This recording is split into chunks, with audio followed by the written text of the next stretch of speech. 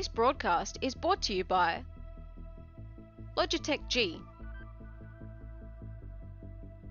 Motorsport Australia, Playseat, The Gamesman, OG Gear, SimSpeed TV, Speed Cafe, and the Australian Sim Racing Group.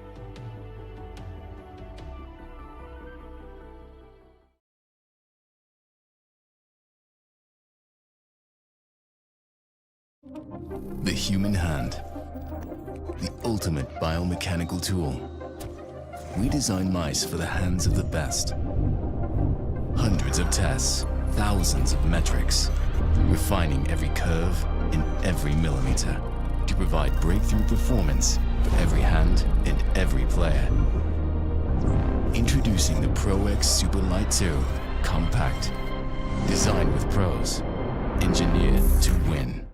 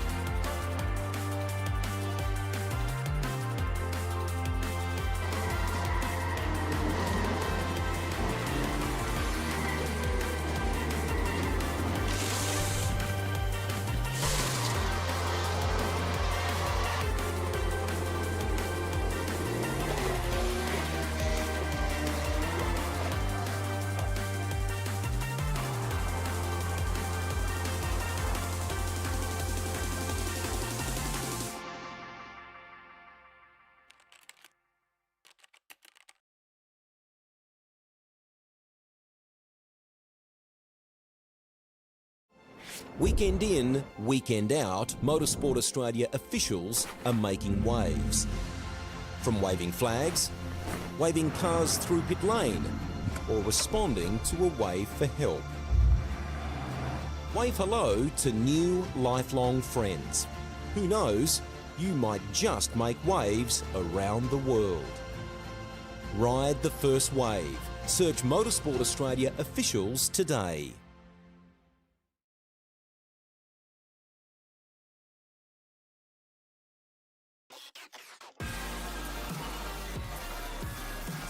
Hi, my name's Courtney Prince, and last year I competed in Porsche Carrera Cup with BWT. Today I've been on the Sims with the OG race gear. I love the new gloves, they're really breathable and awesome, so you don't get sweaty hands using your normal race gloves on the Sim. The socks are also really good, you don't get sore feet on the Sim. I also think in training they'll be really handy as well.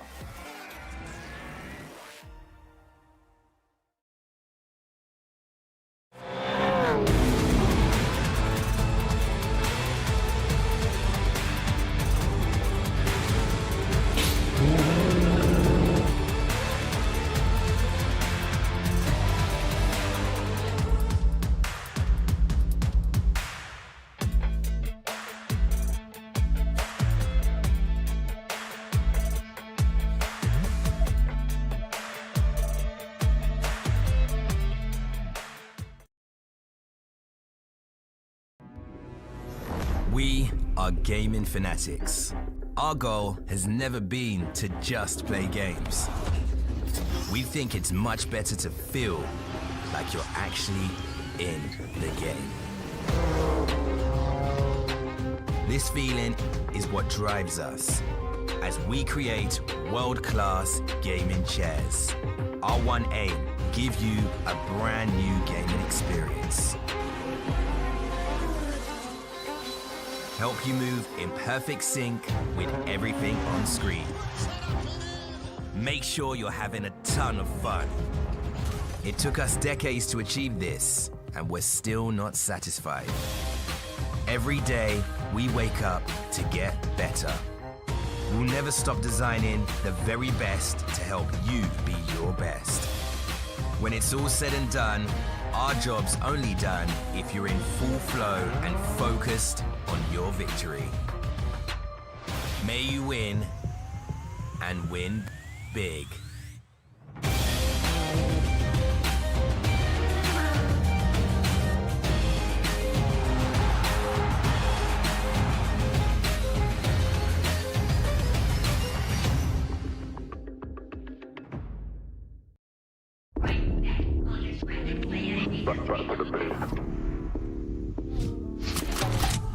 Boys in the back wearing all black, staying on track like chef, so you're gun, and that's on me. Out here getting this P, if you work for the devil, better retreat. Coming too icy, come too clean, could never move shady, ain't no fiend. Shotgun, London, what's the outcome? Hop on the front door, it's like midnight, midnight, midnight, midnight. Don't lose your grip, cause you might fall out again. Off-white whip, need for speed, I'm not switching the lane. Pick up the pace, go like that, and we're back to the base. Back to the base.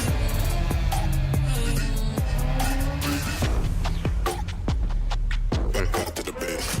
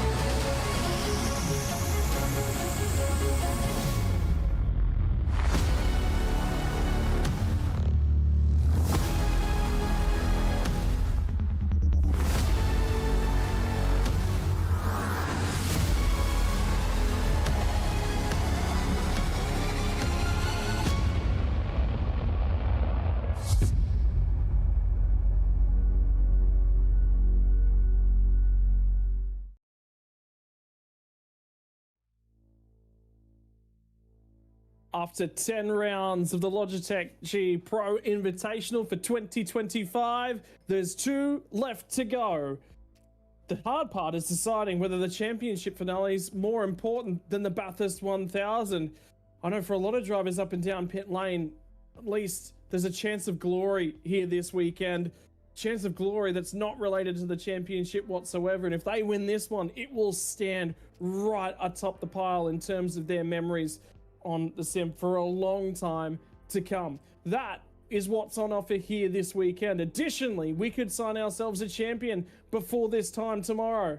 That is what stands in front of us. But before we get there, qualifying for the Bathurst 1000. We've got 30 minutes worth of qualifying here tonight. Then we're off to a shootout. Before we get there, we've got some Porsche Cup action just to come your way as well. So the support categories are here and in operation. And Sandman, it's good to hear that you're finally a little bit better. You're back out here, and I tell you what, there is no one else I'd rather be sitting alongside for this qualifying session. Here comes the 1000.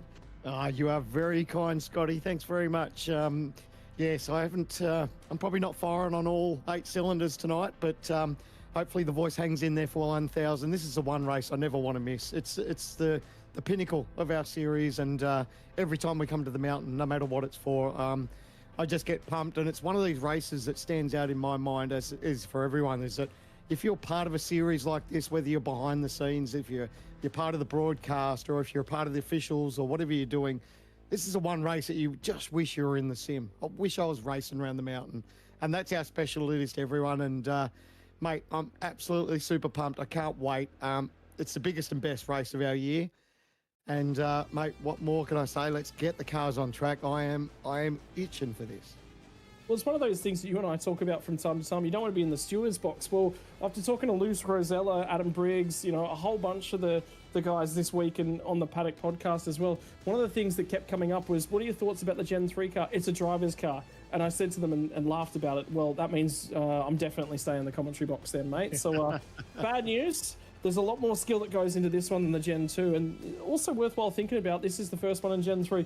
What does the remainder of the weekend look like? Well, this afternoon and this evening, 6:15 p.m. AEDT. That's where we are right now. We're a little bit beyond that. The broadcast kicks off here for qualifying. We are 2 minutes away from kicking on over into the half-an-hour qualifying session. And from there, we'll kick on into the shootout. But before we get there, 7:25 p.m, we'll have the Porsche Cup support races. There'll be 2 of them. And there was a little bit of talk about potential weather in the offering for those. Looks like that's now passed by the wayside. And then it's on to the shootout. 15 drivers, because we've got 45 entries here. A little bit more than the Real World Series. Means we expand the shootout just a little bit more. And 5 extra drivers get a crack at a very, very quiet mountain. Mate, Zach and I have both had an opportunity to introduce this place this week. This is your turn.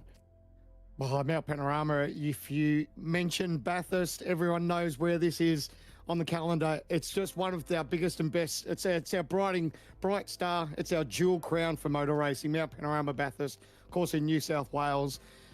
It's probably one of the trickiest 23 corners. The undulation in this place is incredible and iconic no matter where you look, whether it's from Griffin's Bend into the cutting, up around Reed Park, Sulman Park. And of course, when you think about Mount Panorama, you think about Brock Skyline, the S's, and don't forget about that awesome Conrod straight where you try and grab as much tow as you can from your competitors in front of you and make that push into the chase and dare, if you will, make a move up the inside and get yourself ready to pump. And what is it, 161 laps around this racetrack? But my, oh my, you know, the guys are thinking about qualifying right now, and I know that they will be thinking about every single corner of this racetrack. Yeah, and well, our GT3 compatriots yesterday, they do a little bit quicker of a lap time around here. Lap times in the race yesterday didn't quite get down to the 2-minute flats. We're not going to be seeing lap times that are of that caliber here on board a supercar. That's not in the offering, but can we see something down into the 205s? Based upon practice times at the moment, Andrew Gilliam's the only driver so far to set a 205.9. We are currently at 10:30 a.m. in sim time, and I believe our actual qualifying will be pushing on a little bit later into this session as well, which is worthwhile thinking about, keeping an eye on in the background as well. There was talk earlier on in the week that there might be a touch of rain just sneaking around the circuit, potentially there, potentially coming our way. That has snuck away, and that means that we will get ourselves a dry qualifying session here this afternoon. And I think that's good for all teams, competitors, and anyone who's watching at home. I think qualifying, you don't want that to be impacted by weather. You know, half wet, half dry. I think that's the last thing that anyone wants. If we're going to be at the mountain and have the best crack we can, I think we want the conditions same for everyone. Of course, there's going to be a little bit of cloud cover from time to time, but that's what we want. A nice dry racetrack for qualifying. The next 30 minutes will determine who will make the top 15 shootout. And this is where we're at now. All the cars are on track now, making their first way and their first trip around Mount Panorama as they get ready to pump out at the fastest lap they can and put themselves in the shootout. Yeah, and I spoke, so it was 10:30 a.m. for the practice. Some of the benefits of iRacing, we get to do a large jump forwards into things, and then we get the opportunity to go into qualifying. I had a message actually just come through from Mike Korolev. He wanted to jump on board and come and say hello to us prior to getting started in qualifying. Mate, you just quite missed that one. Welcome aboard the commentary box here tonight, and what have you got for us this evening? Thank you very much, gentlemen. Hope you have a good call tonight. Just a quick a note to you guys in the comms box and to those viewing that we have car 55 and car 458 will not be qualifying tonight. They will be rear good starts for tomorrow, so they won't be out there tonight. And car 19 is unable to qualify tonight, but they will be on the back of the grid tomorrow in front of those other 2. So that's from race control, just so that you guys are aware. mate, I thought you were coming in here to rough us up a little bit and tell us that we all deserve to stay in the commentary box and we're banned from taking part in qualifying too. But that's never the case. You can never keep a good person down, and by that I mean Sandman. So it's Mate, there's a quick 50 coming your way, Korolev. Thank you. oh, is that all? Wow. I'll know for next get time. out of here. No. Back to your booth, thank you. You get out Thank of you, this, gentlemen. mate. Have a good call, gents. Thanks, buddy. Mate, Any chance he gets, he'll give someone a clip. yeah, but he likes you. You're actually one of his big favourites by the sounds of things. I'm not. There you go. Well, I've been sticking the barbs in all week, which has been part of the fun of prepping for this event. Glenn Postlethwaite is going to kick us off. He's the first driver to get out there and get amongst it for qualifying. So a reminder, I believe it was 55, 4, 6, 8 and 19 were the three cars unable to qualify here tonight. Car 19 was with no one entered in the server, no one actually able to attend qualifying. The other two with previous rear grid starts from that one. So big thanks to Mike Korolev for jumping in and saying hello. Yep, no doubt. That team have got their work cut out for them. You know, we talk about the praises that we give our stewards each and every round, but when you talk about the 1,000, no doubt they're going to have their work cut out for them, definitely for this weekend. But yeah, they've got a big job and a big weekend ahead of them. Oh, replay for car number 28, Ben Faulkner. Big lock up into turn one. Bails out on lap one. That was smart driving. You see, Ben, he'd had a massive moment and he could have tried to fight it and carry on with it, but what he did is got out of it and headed down the escape road just so he could do a quick flick spin. So that was actually good heads-up driving there from Ben. Yep, means he'll abort his first flying lap and probably find himself off sequence in terms of qualifying here as well. And at this point in time, Posy nice and accurate down to the end of the chase. Cloud cover is increasing at this point in time, so there is an opportunity for this circuit to get a little bit faster, and already it's getting a touch cooler. Just actually take another quick look at the forecast, and the forecast has changed fractionally again, but having a quick look at the cloud cover in session, we will get no rain for qualifying. There was a 15 to 20% chance prior to the session starting. That has now devolved to a 7% chance across the duration of the session, and I don't see any rain on that radar, which means that we're not going to get any. Glenn Postlethwaite, great opportunity for the tyre power entry, partnering with Synergy Sim Racing, will come to the line, matching the livery of the car he drives in the real world. 207.513 will be the first time that gets set from qualifying here tonight. Car number 94, the first car down on the 205.9s for Jared Filsell. He gets a phenomenal time. How about car 17? Set pole position last night in GT Pro. Can he do anything here from first time of offering? It is a 206. Looks like it's going to be a midway through for that one. He will slot into 6th place at this point in time. Look at the amount of drivers bailing out on lap number 1. Although, 2-minute lap time, there's a lot of room to find a little bit of free air. Here comes Ian Ford. He'll also dive back into pit lane. Geez, how's the track temperature and the conditions too? Because we were talking about in that practice session we had leading up to qualifying, it was Gilliam. He was the only one in the 5s. He punched out a 5.9, and on the first lap, Jared Filsell's done that with a 5.915. So plenty of pace in the racetrack. It'll be interesting to see if that time stays good. Oh, a little bit of contact there, I think, just on the outside. Might have just scuffed the wall there for Filsell. Yeah, so pressing on, everyone. This is lap number 2, so this will be the in lap for these guys. Reminder, top 15 times from this session will make their way into the shootout, and there are 36 drivers out there for qualifying, plus 3 who are unable to qualify here this evening as well.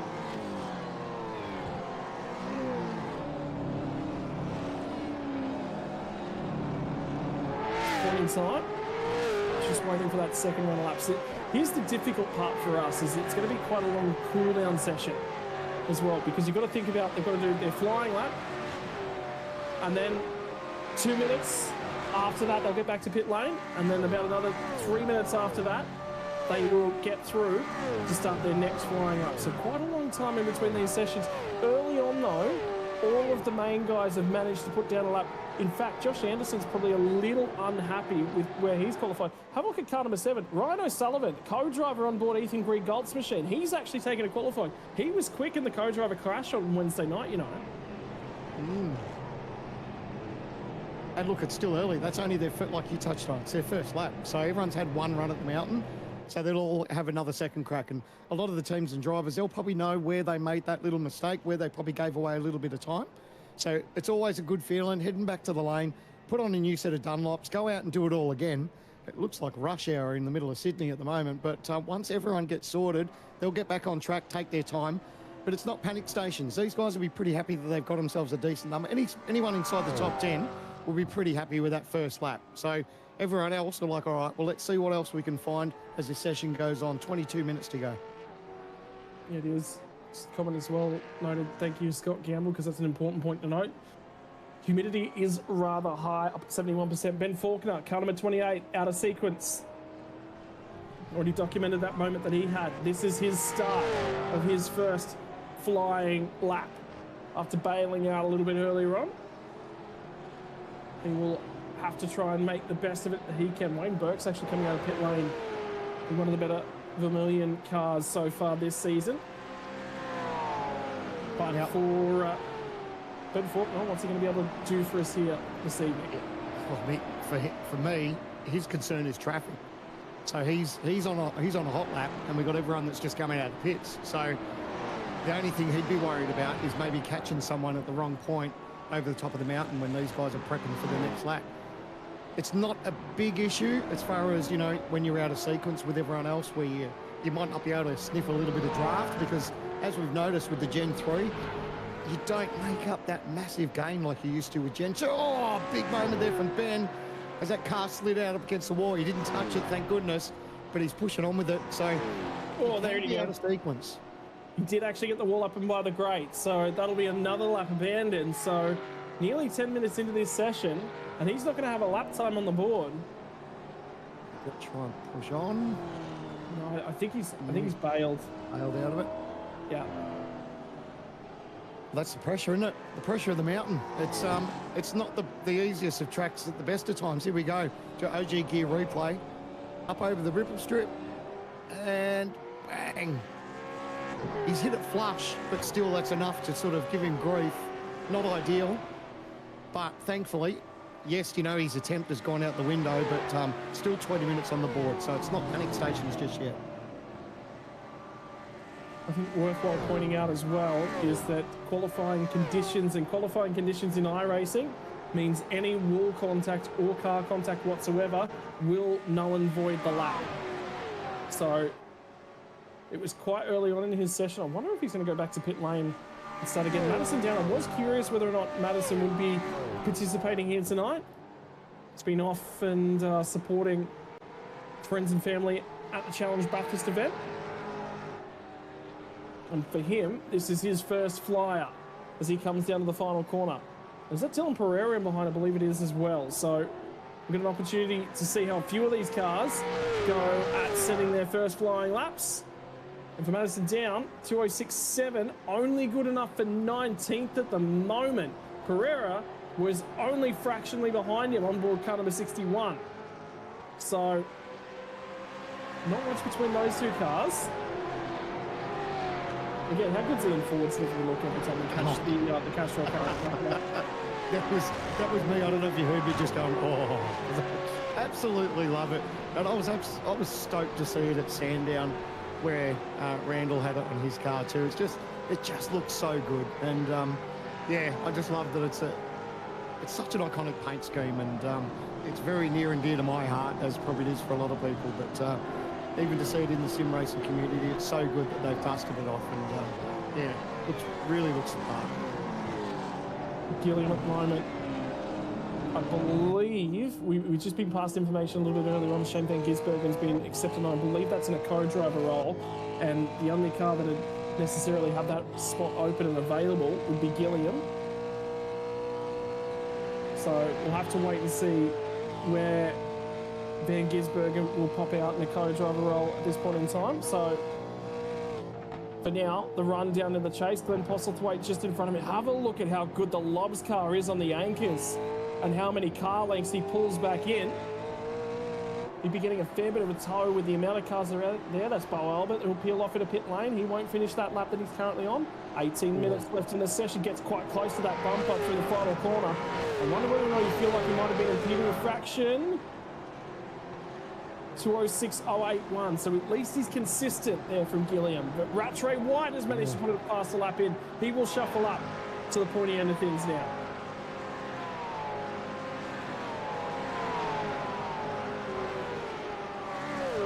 Getting word, he might have just had an engine roll. He certainly did. Actually, he'll have enough to roll back to the lane here. So, yeah, it's not going to be night over for him, thankfully, for where he detonated it. It was interesting just to see where he was lurking on that line as well. There's not much he can really do because he's got no power. Yeah. He's still obligated to give, obviously be careful rejoining and making sure that he doesn't collect anyone with him as he tries to head back to the lane. But if you're going to blow a motor, we're thankful enough that in our series, if you can get back to the lane on your own accord, I think you can push on. So he was very lucky to detonate where he did. I was actually having a look at some onboard footage courtesy of Ruben Goodall and a few others on Discord after the co-driver crash. They're all sort of just hanging out and enjoying things. And we've got Adelaide obviously coming in the near future. Whether or not it's as a part of the end of season build or whether or not it's a little bit later on down the line, it might not necessarily make it in time. But the one big thing that they did show, and they were talking about Townsville footage, Adelaide footage, a few different places worth of footage, was turn 8 at Adelaide.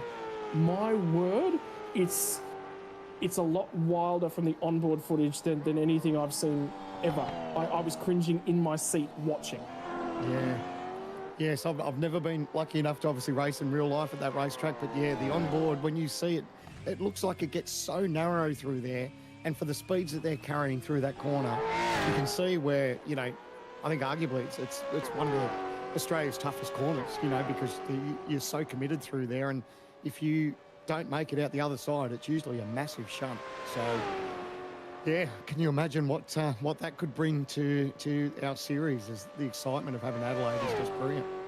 Caught up with Jack Wittes at Bathurst. He was on the spanners for a couple of the Porsche Cup cars as he does, and business on the front end of that car. Carjack mechanic is his own. He'll dive back into pit lane. Racecraft Simulations machine, so no opportunity of an improvement for him. There's a big group of cars queuing at the end of pit lane right now. We'll head out for another warm-up lap and another opportunity. So I think that's, 3 attempts at qualifying thus far? Halfway through the session, that gives us 3 more opportunities to try and force yourself into the shootout. And the difference between the guys who are on the outside of the shootout and won't get a crack to the guys that are in is currently Jacob O'Reilly 4 thousandths of a second behind Matthew Bowler. Bowler's the first car in, Jacob O'Reilly the first car out. 206.652 is currently the marker to beat if you want to get yourself a crack into the shootout. And have a look at Ben Falker, still yet to set a valid lap time on board car number 28 for Vermilion Sim Sports. And I wonder if he's the only one. Yeah, he is actually. It's not panic stations yet, but we always talk about how crucial it is to get a banker. And as this session gets longer and longer, you think, well, yeah, you look at the time and think, oh, look, man, you've still got 14 minutes. But you touched on it before. You're looking at 206, 207, 208, for a lap time round here. Then you've got to get back to the lane and have another crack. So, yeah, the time dwindles away so quickly around this racetrack. And, he's touched the wall again there, Ben Faulkner. Oh, it looks like he might have gone again. So that's the double, possibly. I think Ben just needs to calm down a little bit. It's probably playing on his mind that he hasn't banked a lap yet. Unfortunately, he's just making these little whoopsies. But there's still time. Someone just needs to get in his ear and say, hey, Ben, don't worry about it. We've got time up our sleeve. Let's just bank one. Let's make it count. Let's not worry, that we're too concerned about sort of where it's going to put us on the totem pole. But let's just put something down. And for now, think about the guys that are actually inside of that shootout at the moment. Adam Briggs, this is one of his better qualifying of the season as well. on board car 72, partnering with Ewan Baker on Sunday. How about for those guys that are further up the totem pole? Do you go back out? You just go, okay, we're in the shootout. That's good enough for me. Or do you want to be later on in the shootout? Yeah. You want to see what's on the list before you go out there and you have a crack at setting your lap? Or does that make you more nervous sitting and waiting? Oh, I think I'd be concerned that if I'd banked a time and then late in the session, if the track changes a little bit, and your time doesn't hold up and you slip out of that 15, that'd break my heart, I think. And someone who I'm a little bit flushed about at the moment is at Madison Down, P19 at the moment. So, and of course, for people who may have tuned in the other night, a massive congratulations to Madison Down, who was one of the first inductees into the Australian Sim Racing Hall of Fame. So massive honour for Madison. Couldn't be more happy for him. But I think for now he's just concentrating, and obviously he's been away and he's actually at Mount Panorama at the moment. But well, he has been for the last day or two, and he's probably not as prepared as he's been. But I don't think it'll be a concern that he won't make the top 15. It's just probably a little bit longer. We're going to have to wait a little bit later than what we're used to. Ethan Greg Galt's just won on board car 7. So Ryan O'Sullivan set the early laps for that car, but now Greg Galt's gotten behind the wheel. So that's interesting to note. They've actually had both of their drivers setting a lap time, which very, very interesting on board that car. Also bodes well for what their pace looks like come Sunday. They'll have two drivers on board that car. Madison Down to the final corner, to the line. What's he capable of at the back end of this one? Is it going to be an improvement? It's a 6.98. Is it enough to get him in? No, it's not. At this point in time, he's less than a tenth of a second on the outside. 6.25 now the time to beat. Bo Albert's on the inside. This now probably becomes a critical lap for him as he'll dive for pit lane. So his next lap is going to be really, really important to him. Jeez, how close is it? You know, when you're talking about the likes of Madison Down needing a 10th just to make that top 15. Like, mate, that's incredible. So I think it's good that a lot of people are still probably out there. They're not just going to sit in the pit lane and think, well, I'm inside the top 10. Or I think even the top 10, you can't be too careful just yet. The likes of Phil Sell and Zach Rattray White, they've obviously punched out 205s. I think they're sitting pretty at the moment. But, yeah, there's obviously still a lot of people there worried about the cut-off line. Well, I would say if you're in the 5s, you're guaranteed to get in. I think if you've set anything better than probably a 6.2, you're good enough. You don't necessarily need to go hunting. Jared Philsell, again, continues to show the run of form that they've got on board that car. Goes once again back to the top of the timing sheets, 2:05.8. That's probably enough done from him. That's probably as far as he necessarily needs to go. I tell you, and this was actually one of the points that we were talking about earlier on in the week as well with Rosella, Briggs and Bo Albert, was nerves. And when the nerves start to build, I get nervous when I have to go back out and do something again. I said at that point in time, you know, cricket, nervous. I get nervous sitting around waiting to bat. If the first cab off the rank inside the shootout, I get out there, I get my lap, and I don't have to sit through those nerves anymore. Do you get nervous the later on it goes into the shootout? Well, there'll be a couple of drivers that are a little bit nervy, that the deeper into the shootout's actually worse for them. Who amongst that field? Josh Anderson maybe strikes me because he gets fidgety, he gets twitchy, he gets unsettled with himself in terms of that lap. It might be a better thing for him to go early on in the session. I think one of the unique things about endurance racing and this race in general, it's 1,000 kilometres. You can basically win this race from anywhere on the racetrack. It doesn't matter where you qualify. Obviously makes your day better. If you've got a fast race car, you're lapping pretty well. You've got a great teammate and everything's quick and everything's fast and everything's right.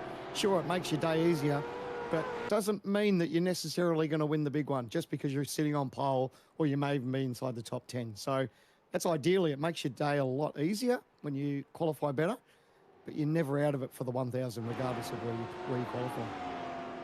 That'll be the big thing. Have a look at Ian Ford now inside. Remember, Bo Albert was on that marker just a moment ago, 6.25. He's now been shuffled a little bit further back.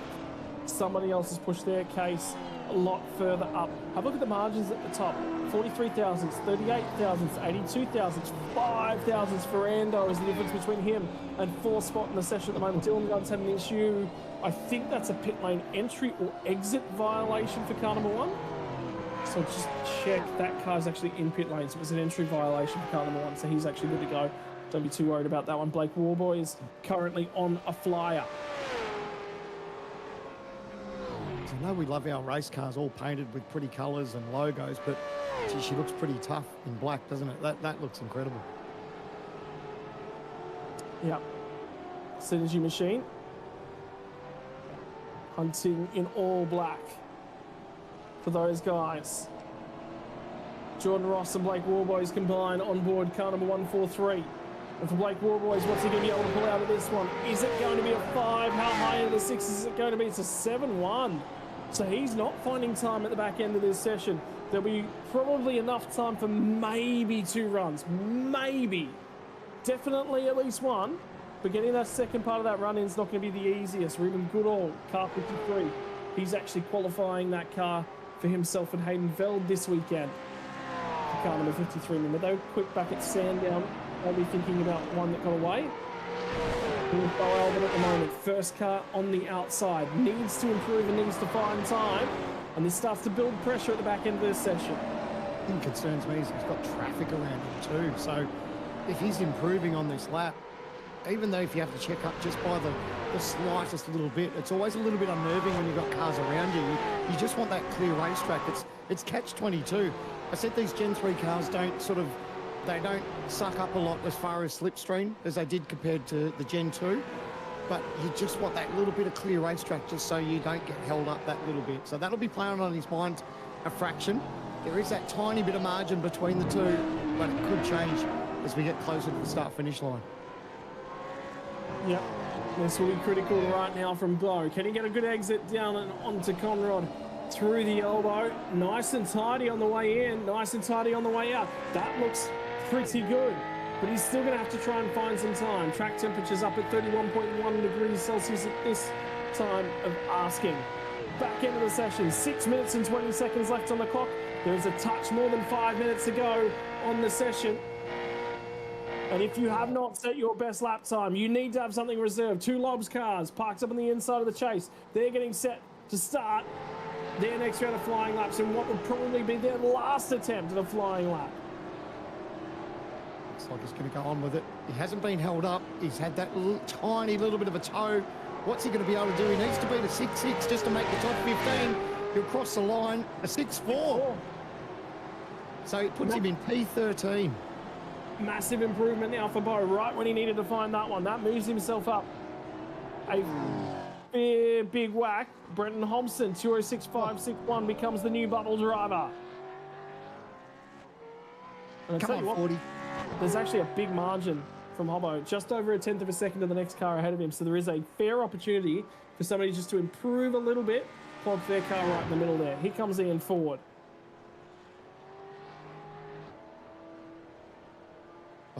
We touched on it. Just a great looking paint scheme.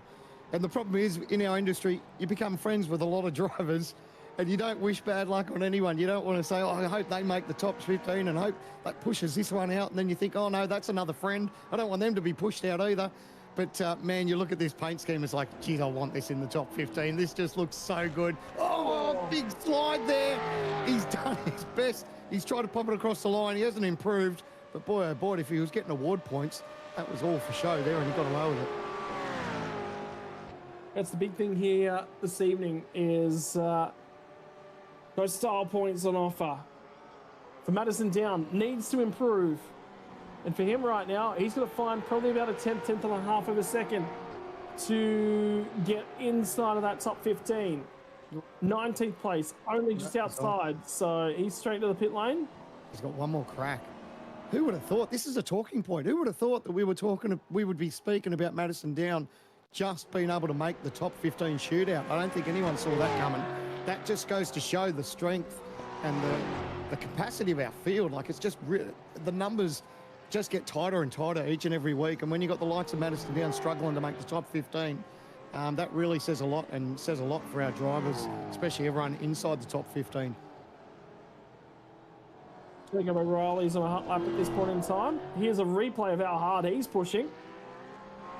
Up and up the crest of the hill underneath the trees. Oh, right up he didn't get it, but there was nothing left on the table right there. The old cigarette paper between him and the wall. That's unreal.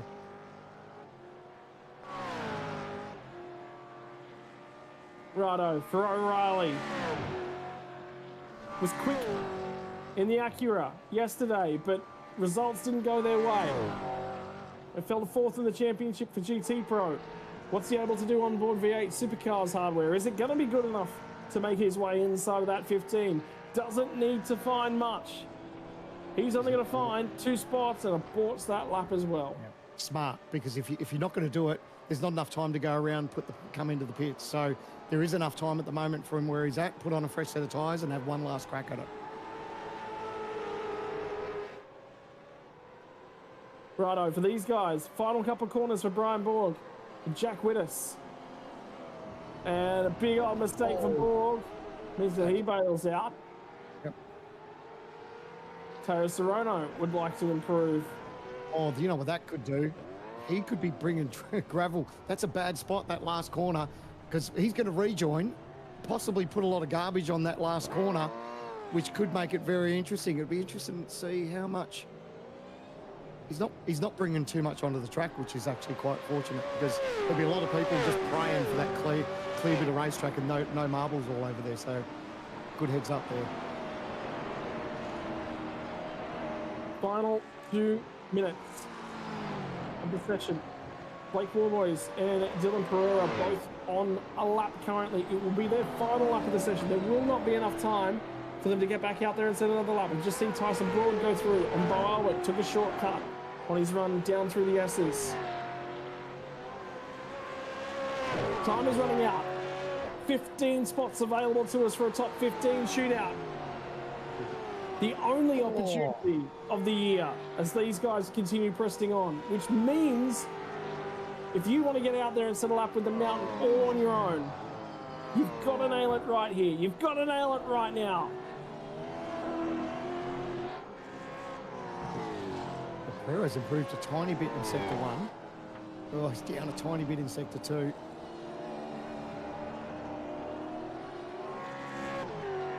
that a wing mirror laying on the ground there? There's been some sort of damage at the elbow. You'd be surprised. Is Pereira going to be able to sneak just that tiny little bit from Blake Warboys? These guys, this is their last lunge to make the top 15.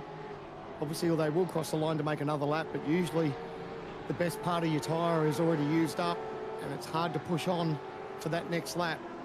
But they'll have a red-hot go as they come to the final corner. Are they going to make the top 15? On the outside looking in. I can tell you it's just at 7 p.m. in at the moment, which means that qualifying is about to expire. 30 seconds left on the clock. What were these guys able to do? Were they able to drag themselves in? No was the answer. Hobson now on the bubble. Ian Ford, what's he got for him? Madison down. Could this be his worst qualifying performance in ASRG history? From Logitech V8 Pro. There's a wing mirror on the ground at the exit of the elbow. That's how much these guys are pushing. They've been used as feelers and they've been folded back and felt. Checkered flags now out. This is it. If you're on a lap, you get to finish the lap. If you're not on a lap, that's as high as you're starting, bar the top 15. Who's going to be able to find time? Down needs to find time. But have a look at Rattray White and behind him. Rattray White's closing. This is not a great lap from Madison. No, I was just looking at his first Sector 1 split wasn't anything to be sort of too excited about. And yeah, he's now going to get pressure from behind now. So this is heart and mouth stuff. I don't know that Madison's going to have enough to get inside the top 15, but time will tell. Target lap time, 2:06.561 to beat Bremerton Hobson and knock him out. Who's going to put the time together? Run down to the chase. Rattray White doesn't need the lap. Madison down does.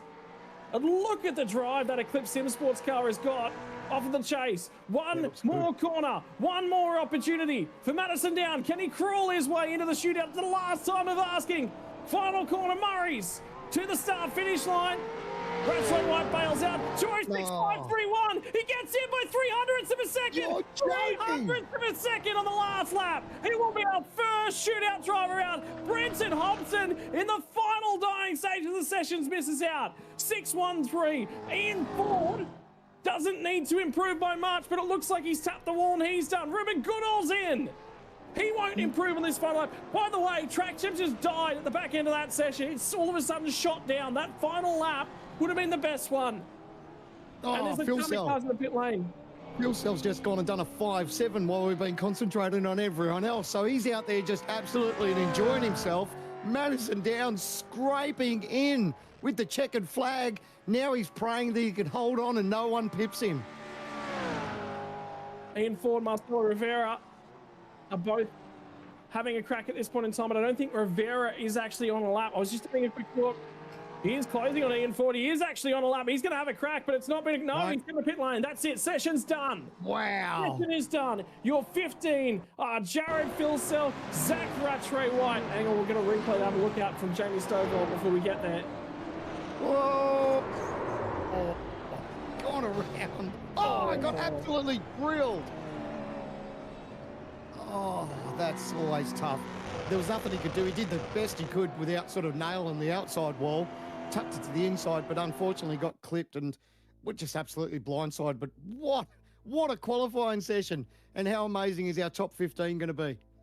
Jared Filsell gets it done by 1.5 tenths of a second. Rattray White was probably on for a PB on that session, but Madison Down was just ahead of him. He couldn't improve. So it's going to be Lobs, Eclipse, Lobs, Chiefs. James Scott gets to fourth in session. He's starting to find a resurgence of form at the back end of the season. He'll have Sam Blacklock along as his co-driver as well, who won last night.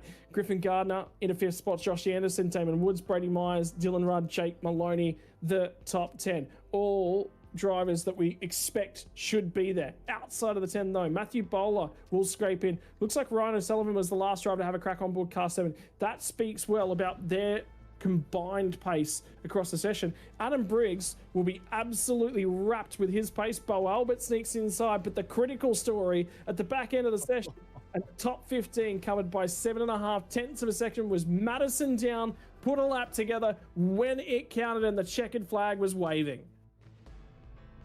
Unbelievable. I'm still shocked at what we saw. I didn't think he had enough to make the top 15, but he slipped into the barest of margins, and now he gets the mountain to himself for one lap. And, mate, if he puts together in the shootout, imagine scraping in for top 15 and then maybe start the front row. Who knows? Well, the thing is, when you're in 15th spot, you can't go backwards. You can only go forwards from there. That's exactly all the pressure's off. So that'll be the story out of that one. All right, a little bit further back, Synergy Sim Racing, Brenton Hobson and Tom Freer on 88. 17th spot was Evolution Racing Team ERT, so that's Ian Ford. 222's Jacob O'Reilly, Synergy Sim Racing, Dylan Pereira's 19th. 20th spot was the 143. That car we saw have contact with Jamie Stovall on board the 7. This is outside the 20. Andre Heimgartner for 027. Andre Youssef, Ruben Goodall combining with Hayden Veld is actually the co-driver at the qualifying time there. Brian Borg, Marcelo Rivera, Teo Serrano, Jack Wittes, Wayne Burke, Kurt Stenberg, Tyson Broad, your 30. Outside of the 30, there's a couple more cars to come. Synergy Sim Racing 07 for Jamie Stovall. Brady Baldwin's not at home and unable to qualify that car. I believe he's actually working on Speedway cars at the moment. Ben Faulkner had a trying session and we saw a lot of the tribulations he was under. Glenn Postlethwaite, Damon Mulqueen, and Scott Mackay to come from 35th spot tomorrow with Lobs number 55. I believe it was 468 and car 19, all to come from the rear of the field behind these guys. So they'll be 36 through 38 for those cars. That is qualifying session. The bulk of the grid has been set for the Bathurst 1000 tomorrow. We have a shootout coming your way, but before we get there, we've got Porsche Cups to come in terms of support category racing. First and foremost, any big notables that you witnessed through that list? I reckon everyone's actually about on where their pace is. So I reckon that session is actually quite representative of everyone there, Sam. Yeah, you're probably on the mark there. You know, everyone's obviously done enough lead up to this event to know roughly where they're at. So I don't think in that half-hour session there would have people saying, well, you know, I only just scraped in, but my time was probably, 8 tenths quicker than I should have been. So I reckon everyone's on the money. I think it's just a little bit of a shock that no one expected the TTR car of Madison Down to be just barely scraping it in the top 15. But look, at the end of the day, like we said, as glorious it is to take part in our top 15 shootout, it's the Bathurst 1000. Anyone can win it. Doesn't matter where you are on the grid, but it just makes your day just that little bit easier when you start towards the front. That it does. Ladies and gentlemen, qualifying for the Bathurst 1000 is now complete. There is one more session to come to set a remainder of our field for the 1000. And then it's on to the big one. Tomorrow, we get into all 1,000 kilometers, along with a little bit of preamble to come. Before we get there, though, we have to get through a little bit of support category action. There is some more of that to come on the other side of this. We are going to be handing on over to Hamish Munro, and Brenton O'Brien will be giving the call for that one, and then we'll be back for the shootout. Ladies and gents, sit tight. This has been the Logitech G Pro Invitational, and we will be back with the shootout and more to come just in a few minutes. Weekend in, weekend out, Motorsport Australia officials are making waves. From waving flags, waving cars through pit lane, or responding to a wave for help. Wave hello to new lifelong friends. Who knows, you might just make waves around the world. Ride the first wave. Search Motorsport Australia officials today.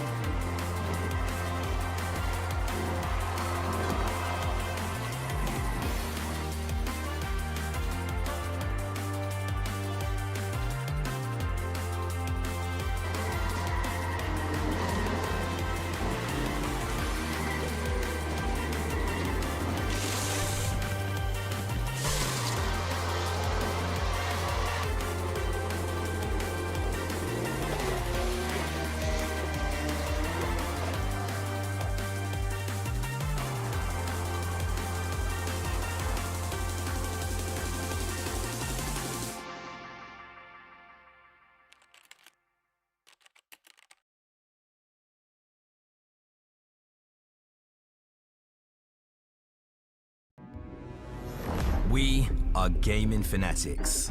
Our goal has never been to just play games.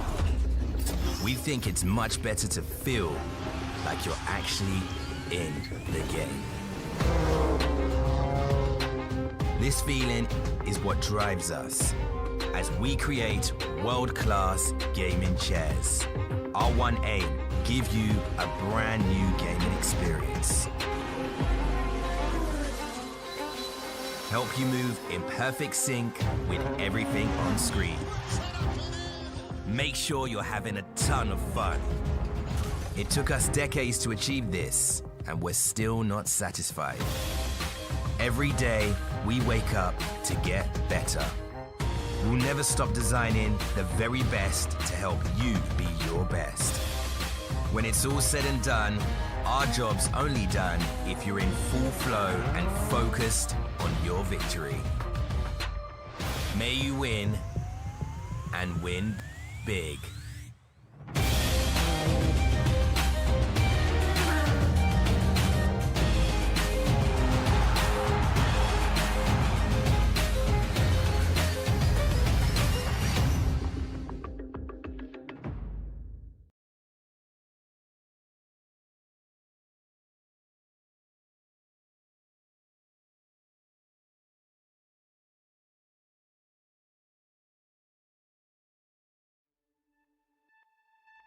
It is feature time in Tulsa. Let's go green! He's got the run, but is it enough? It's a drag race to the finish. Culver goes from third to first in the last quarter.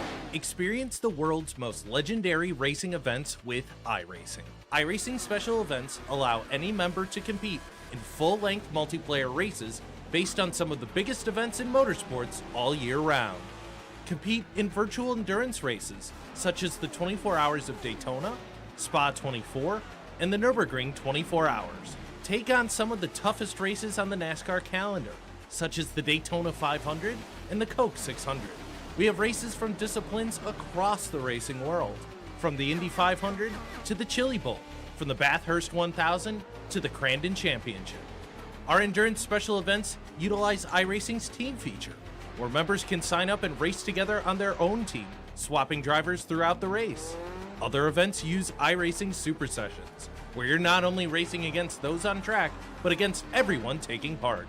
As every race progresses, watch and feel the track change, with progressive time of day, dynamic weather and rain, and dynamic track debris and surface changes. Take on your favorite discipline, or try a brand new racing challenge with our biggest races of the year, the iRacing Special Events. Learn more at iracing.com/special-events.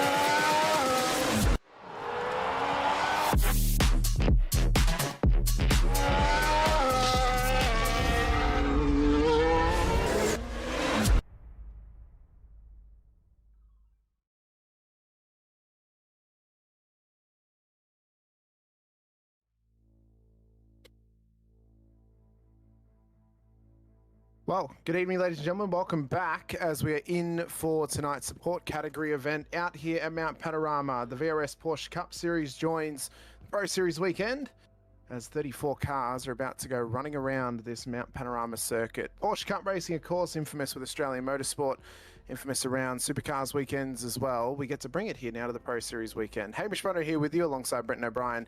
As always, we're simulcasting, of course, across both the SimSpeed TV channel and the Affinity Broadcasting channel as well.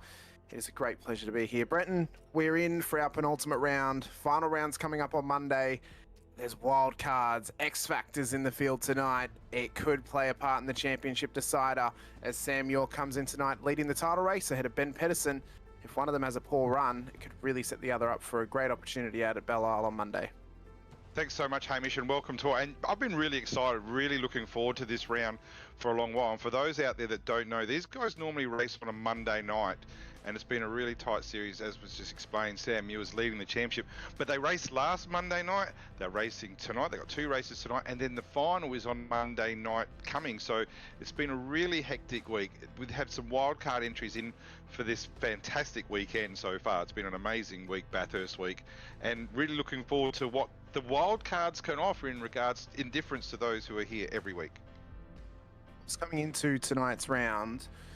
Our main contenders for each title race, Gold Class, Sam Muir, Ben Pedersen, they're the main contenders for the Gold Class. They both lead, or they're both at the top two of the championship at the moment. The thing that has really hurt Ben Pedersen this season is his penalty points. That's what's really dropped him below the marker against Sam Muir. In terms of our Silver Championship, Ellie Garden has been on an absolute roll the last few weeks. She is leading Rodney Golan by 100 points at the moment, coming into the second to last round. And for the Bronze Championship, Kurt Chapman is leading by over 150 points to Paul Wilson in that current title race as well.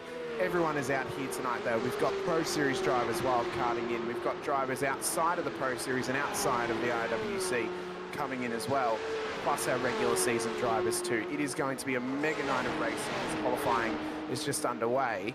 And one thing I've got to say is, I mean, the racing all season long has been epic, Brenton. The team play of Riot Sim Racing Monday night out at Imola was phenomenal. Absolutely phenomenal.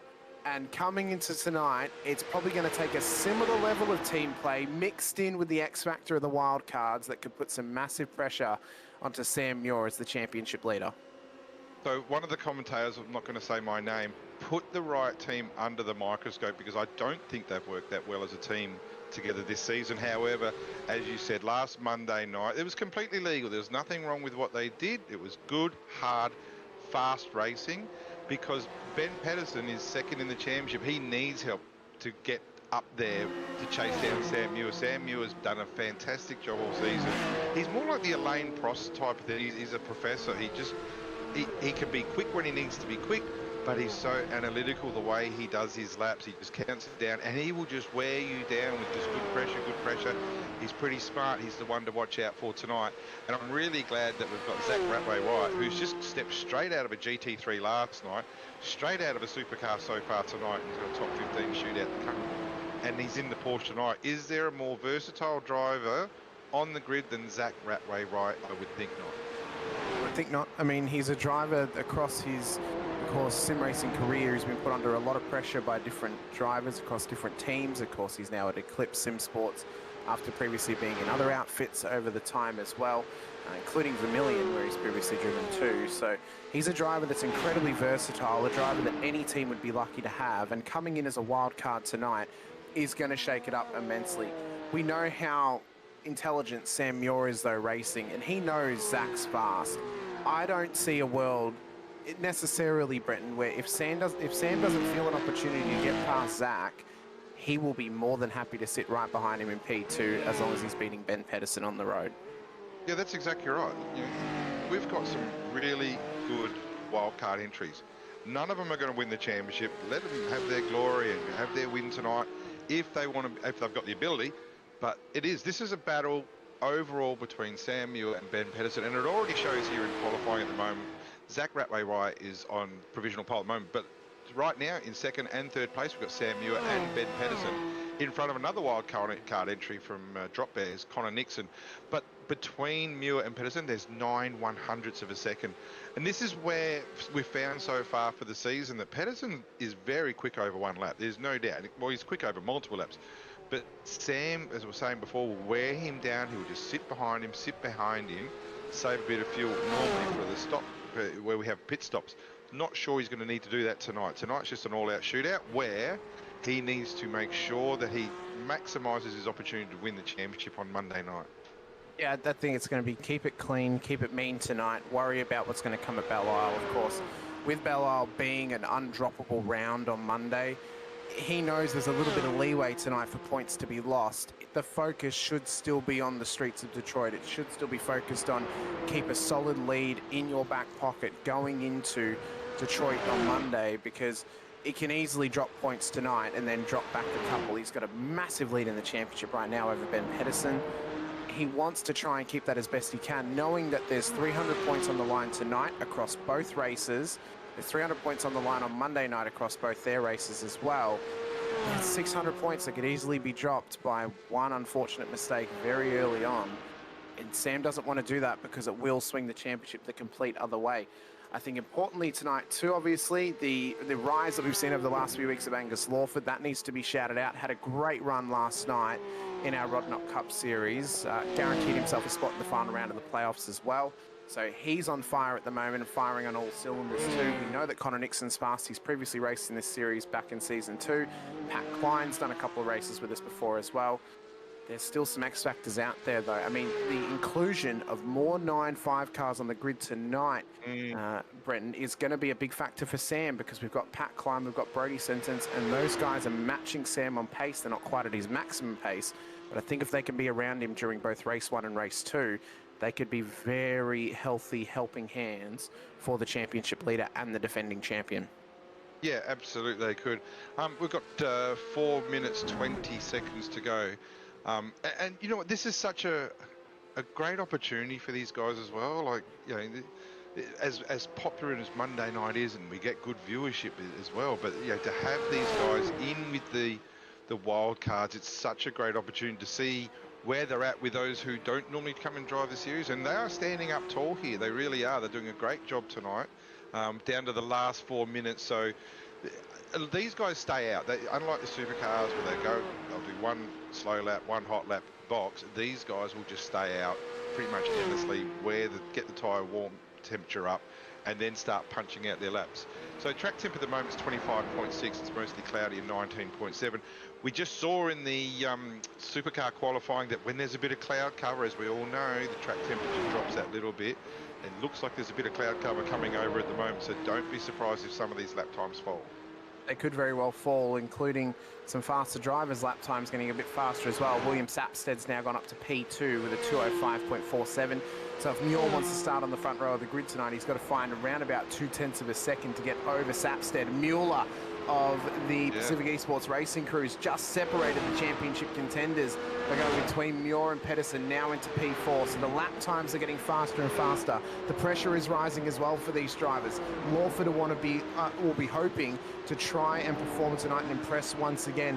The season in terms of a championship challenge for him is a write-off at the moment, but to prove himself is going to be a massive thing for the former Sandown 500 winner alongside James Scott. And we know that James is quick. He's of course well known in the Pro Series, Brenton, and Angus is a driver who's on the rise. He's getting a lot faster, and if he can continue to find pace in this car, I have no doubts that he will be a championship challenger next season. Yeah, totally agree. Did a really good job last week, but was really competitive throughout. Did a lovely pirouette 360 early on the race, and then still made ground to put some pressure on later on. So he's done a fantastic job of late, and I reckon he'll be pretty happy with P6 at the moment. He's not that far off of third place, less than 0.3 of a second. But the wild cards are really starting to shine here, aren't they? First, second, 4, 7, 8, and 10. So Sam Muir now goes P2. So that's that cloud cover. That's that cloud cover. And look how close he is to Ratway Wright's time. 3/100ths of a second. It's ridiculous, isn't it? It's 3/100ths of a second back to Muir, 3/100ths of a second back to Sapsted. So that's how close it is between the top three. We know that Pedersen can find that sort of lap time, though, out of his right sim racing Porsche as well. So he could very easily pull in a sneaky lap at the end of qualifying. Of course, drivers will get cut off at the end of the 15 minutes, being that we're in for 2 races this evening. So if they're on a lap, they can finish it. If they've just started one, they're going to get cut off before the end of qualifying. So Pedersen's out there looking for an attempt, but he's more than 2 minutes away. He's not going to make it by the end. He's not making it. So Pedersen will be P6. But that's okay. That's okay. We know he can do something from there. And Sam Muir, he's the one that has to look after his championship. He's got some damn good drivers around him. He doesn't need to get involved with anything ugly, and he probably will get this lap finished. Be interesting to see how he goes. Haven't seen Zach Ratway White's time come in and play. I think he's in the box. He's just done a 5.3. Ratway White has just gone faster, and Sam's pulled out of it. So the Eclipse Sim Sports driver has gone even faster and almost put a stamp on the pole position. Of course, Eclipse are yet to participate in the IRWC, so Zach gets the, I suppose, esteemed honour I could claim as the first Eclipse driver to race in the series, but it's good to have him and all the other wildcards part of the series as well. I mean, we've got wildcards of all different skill levels throughout the field, kind of matching our classes as well, of course, across the gold, silver and bronze classes. Of course, gold class, well, that's our top class of the series. They're the fastest drivers. The silver class drivers, well, they're the ones who could maybe find a little bit more and get themselves into the gold class, or maybe they're drivers who, if they don't perform, could drop down to the low class. And the bronze drivers, well, they're more or less our drivers who are trying to get better, trying to get faster, but maybe just lacking a little something, but they could definitely make an improvement. I think we've already known to this point of the season, Brenton, Kurt Chapman, he's not going to be a bronze driver into season 4. He's going to become a silver class driver no matter what happens. He's proven himself this season that he deserves that spot, and he's proven himself to everyone out there that he deserves to be in that position. Well, qualifying's done and dusted. Drivers have managed to get themselves in for solid lap times across the board. And what we have for ourselves tonight is an incredible opportunity to go racing here at Bathurst. For race 1, Zach Ratway White will start pole position alongside Sam Muir on the front row, ahead of William Sapsted and Angus Lawford on the second row. Ryan Mueller, Ben Pedersen will then make up the top 6 as we look back to Connor Nixon, Stacey Boyd on the 4th row of the grid. Pat Klein, Blake Fitzpatrick will then make up our top 10 as we're just slowly rolling on through towards the back end of the top 10. That's a good effort from Pat. He's previously been in the series before, and he's doing well to get himself into that position. Rodney Goll and Matt Stewart will then make up the 6th row of the grid ahead of Brody Sentence and Harry Dodds for the top 14.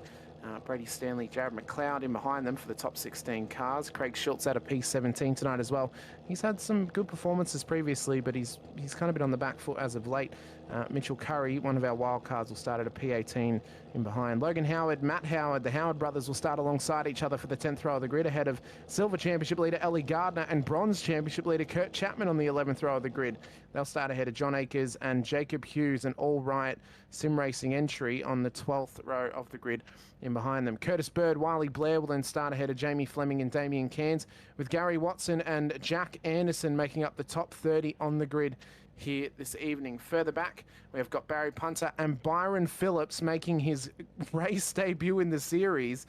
Was classified as a gold driver when he signed up at the start of the season. This is his first race tonight. So he's missed 9 rounds after signing up, and now he's in for his very first running. So it's great to have Byron out there with us, though, on this weekend. Of course, our race controllers, Greg Favell will be our chief race steward. Leith McClement will be the offsider, and our safety car driver, Lucas Burt, will be hopefully not having to head out there anytime soon. But from the last time we were here, Brenton, we know Bathurst can be chaos. We know we know that the mid-sector of the circuit at the top of the hill can be absolute chaos. We could be in for at least a safety car race here tonight. It's just going to depend how tidy they can be off the race start. And I think if they can make it past the first 5 laps without anything major happening, they could make it to the end of the 25-minute first race without a safety car.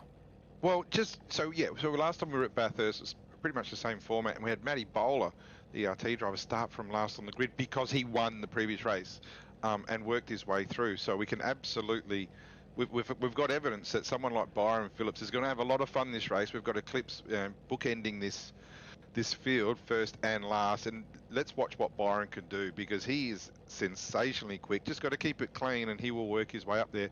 But we're talking about 125 seconds of race of a lap, 125 seconds, where there's 0.03 of a second between them. That's amazingly close, and we're really looking forward to this. We've got our last 10 seconds before we start, so hopefully everyone's got their engines on.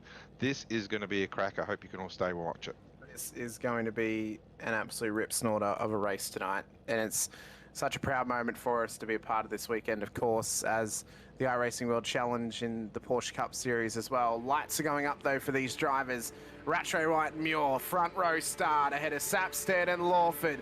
Mueller and Pedersen, what could happen across the 25-minute first race of Mount Panorama for Porsche Cup Series action as we head up towards turn 1 for the first time. Early scramble of positions. It's a poor start from Pedersen in comparison to Mueller. He's managed just to sneak ahead of him round turn 1, and the drivers are already trying to go side by side up Mountain Straight towards turn 2 for the first time. On board with Nixon now. In behind Pedersen, putting massive pressure on him up towards Griffin's Bend. He's backed out of it as Pedersen and Mueller go in. Smart move there from Nixon. Early part of the race, doesn't need to go for the dive just yet, but he is willing to put the pressure on when it matters as we run it up towards the cutting for the first time. And we ride with Pat Klein. Yeah, so there's been a big accident at the back, turn 2. The track's actually blocked a little bit. Going to have a look at the replay of that. Still blocked, it will be open shortly. Oh, the 86 has got a problem. Wiley Blair's got a big problem there. That's not going to be tracking at all well. We'll be keeping an eye on him to see if he can get that back. Could be a possible safety car. So you're Ben Pedersen right now. You need to win the championship. That championship starts tonight. So if anyone's going to be driving aggressively tonight, you're going to have to watch out for Pedersen, because he needs to get space between him and Muir. But remembering as well, these cars can make roughly 24 minutes on a tank of fuel, Britain. So it's going to be a tight fuel game tonight. Wiley Blair has pulled up at turn 4, and we could get a safety car here in just a moment's notice. Here comes the replay of the incident up at turn 2. So it was Anderson on the inside, Blair on the outside. And as he's come through, he's lost the rears right in front of his teammate, Jacob Hughes. And it's all hell that's broken loose back there. Every car trying to take evasive action. And safety car's coming out. So our first appearance of our VRS safety car out on track tonight. So that should mean that they make it home on fuel, I would say, Brenton, now that we've had this safety car, because that was the real big difference. You can save a lap under the safety car, of course. So being that they were about a minute away from making it home, this safety car will guarantee a no pit stop event.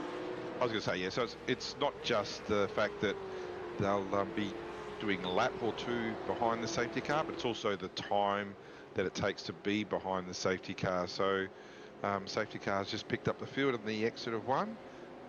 Yeah, haven't seen the safety car for a while. Haven't seen it for a while, the BMW. So I'm trying to think the last time we had it. Yeah, the VRS coaching safety car. Yeah. Good to see it out. Yeah, so this will change things a lot, because some would have already been thinking about fuel strategy early. Well, you can blow that out the window now. These guys will all make it on fuel. There's no worries about that at all. And it's how they control the restart. So what have we got so far in regards to those who have gained and lost? I think it's been fairly standard, to be honest with you. I think Connor Nixon's dropped a couple. So, yeah, and it's, you know, another driver, actually, I haven't mentioned so far, and it's so good to see him, Matty Stewart. I just saw that Matt Stewart had entered. He's a Vets driver on Thursday night, Stormy, and he's done a fantastic job up P12.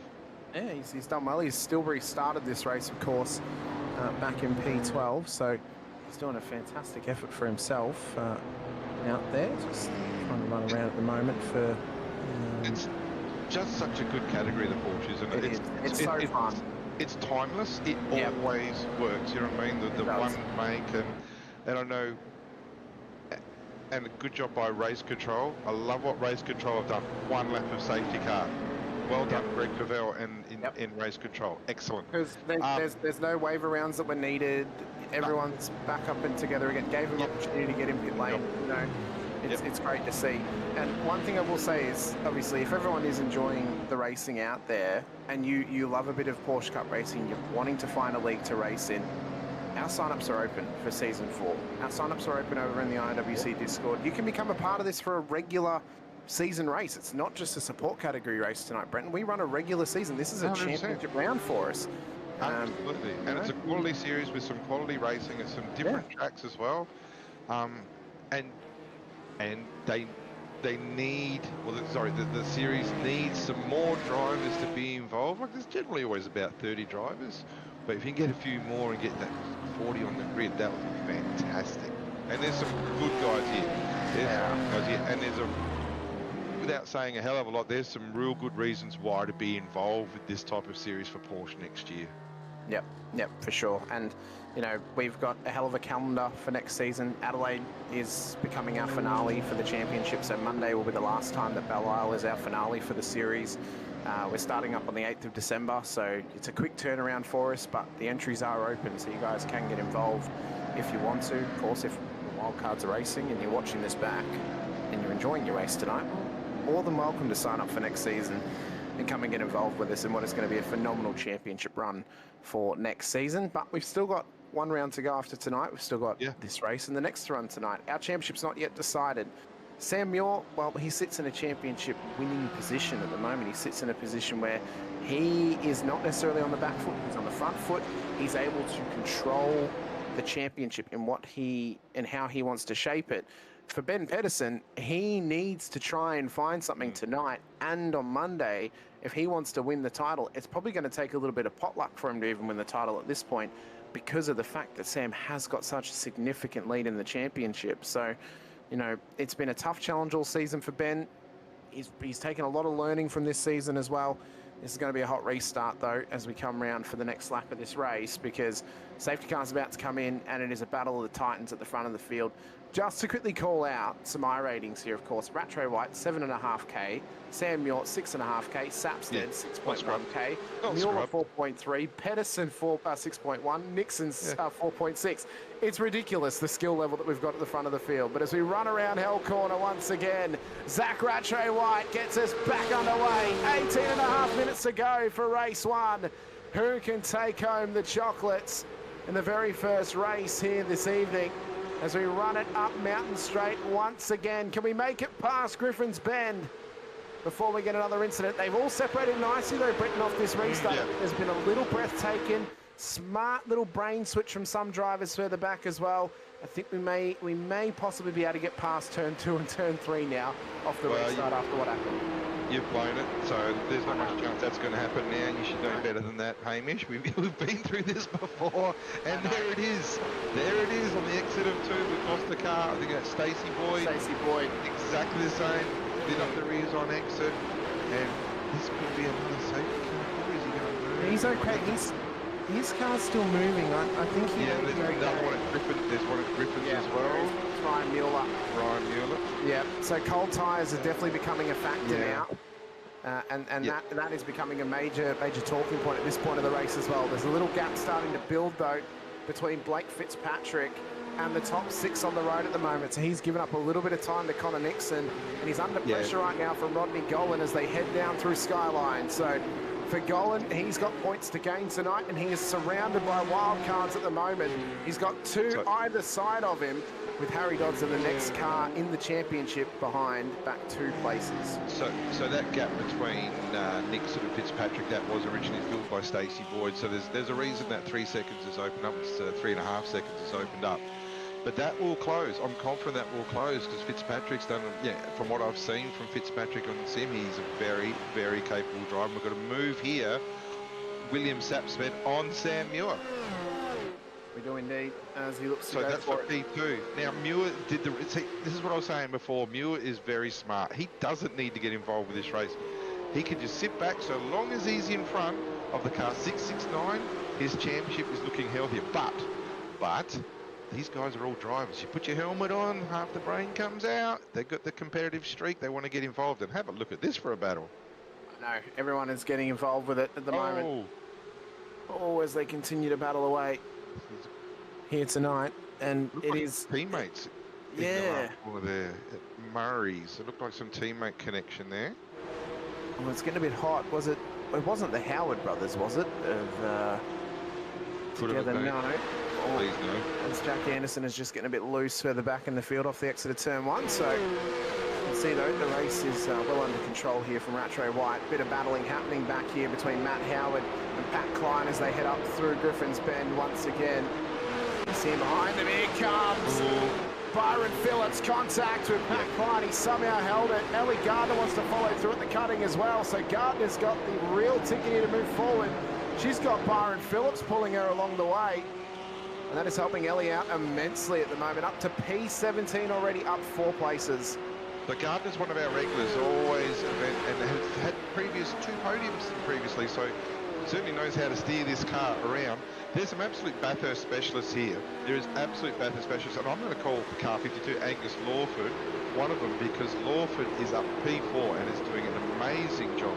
And Pedersen's got a black flag. Indeed, this is what happened with Stacey Boyd. Lost it on the curvature off the exit of turn 2, and then this is why Ben Pedersen's got a black flag.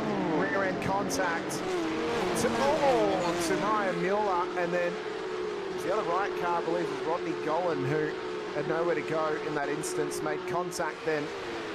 The pirouetted car of I'm looking at that again. So he's got the black flag. Obviously not happy. This is championship implications right here. Big championship implications. So yeah. Just went the wrong way. He thought Ryan was rolling forward. So he made the shot as Matt Howard's gone off down at the chase as well. So Matt Howard, we just saw him on the corner of screen, made a little traversage onto the grass in the game of fuel entry. As Ben Pedersen is now coming in for that black flag, so it's only going to hurt his championship hopes even more now. After that incident with Mueller. That's season done. That's season done for him, unfortunately. If there's no safety cars and if Mueller just keep... another incident here. That's Jared McLeod around further back. Sure, so he's done that by himself. But yeah, that's fatal for Pedersen, unfortunately. Well, Pedersen had to take evasive action on the exit of pit lane as McLeod had crossed the circuit to get rejoined again. So it's not ending well for Ben Pedersen right now. No, it's really not ending well. Matt Howard, Gary Watson. Here comes Pedersen. Oh, he's giving him a massive bump in the rear end. Yeah, we don't like that. We don't like that. There's a lot of impatience. There's a lot of anger in that helmet at the moment. Ben just going to settle down a little bit. And you know, Gary's doing his best here just to try and hold on. I mean, he's one of our regular competitors. He is a bronze class driver as well, but he's in for his own race every single week that he's out there. This was the moment with Jared McLeod. Looks to be a self-made moment there. A bit of a spin through turn 1, so probably just slid it up on the rears on Apex and round she went. And then this was Ben Pedersen's exit of pit lane, and we can't really put anything on Ben here because he's not expecting there to be a car right in his way as he comes out of pit road. So no, that's not on Ben whatsoever. No. And got around it quite well. There's no dramas there, but yeah, he won't be happy at all. So yeah, like I said, its championship implications are severe. He's just got to keep circling around. But Sam Muir, he'll be too smart to make a mistake. He doesn't need to get racing. He will already know what's happened to Ben. You could hear the reaction from Ben. He'll already know what's going on. Well, for Sam, I mean, yes, he's in P3. Yes, he's got Sapstead and Rattray White ahead of him. He's not losing any points right now to a championship driver. He will be happy to sit there. Hell, he may even be happy to let Lawford past him if he gets up onto the back of him at some point, because he knows that Pedersen is down the order at the moment, and he's just made another mistake down the straight. It's a big moment for Ben Pedersen. This was the onboard up at turn 3-4 for the cutting. So try to turn in. Oh, it was very light contact. Very light, but wasn't far enough up. Fair bit of chat on the comms with Pedersen. I can't actually hear what he's saying. It's a bit muffled, but all I know is he's not happy. He's not having the race he wants. He's put a little bit of, this is Mueller again, is it? That's the same. No, that there was that was Pedersen's car on Conrod Straight. He had a moment down there. Yeah, this was it. So he was battling with Watson and McLeod. I mean, Watson's doing everything he's supposed to do. He's holding his line well. And Pedersen's trying to push him along. So how has this gone? Oh, he has just massively turned across the road. And that's straight into Mueller. Yeah. That is straight into Ryan Mueller. And race control, I mean, I can't speak for race control, but if they realise that that's Mueller, they may make a claim that that could be some sort of deliberate contact there between Pedersen and Mueller. I'm not 100% sure, but it's a bit fishy that that's happened like that. No. Didn't look good. Let's not kid ourselves. Did not look good. That's going to have severe implications, and it could be holiday time. I would think you don't need doing that. So no. What would be encouraged? No.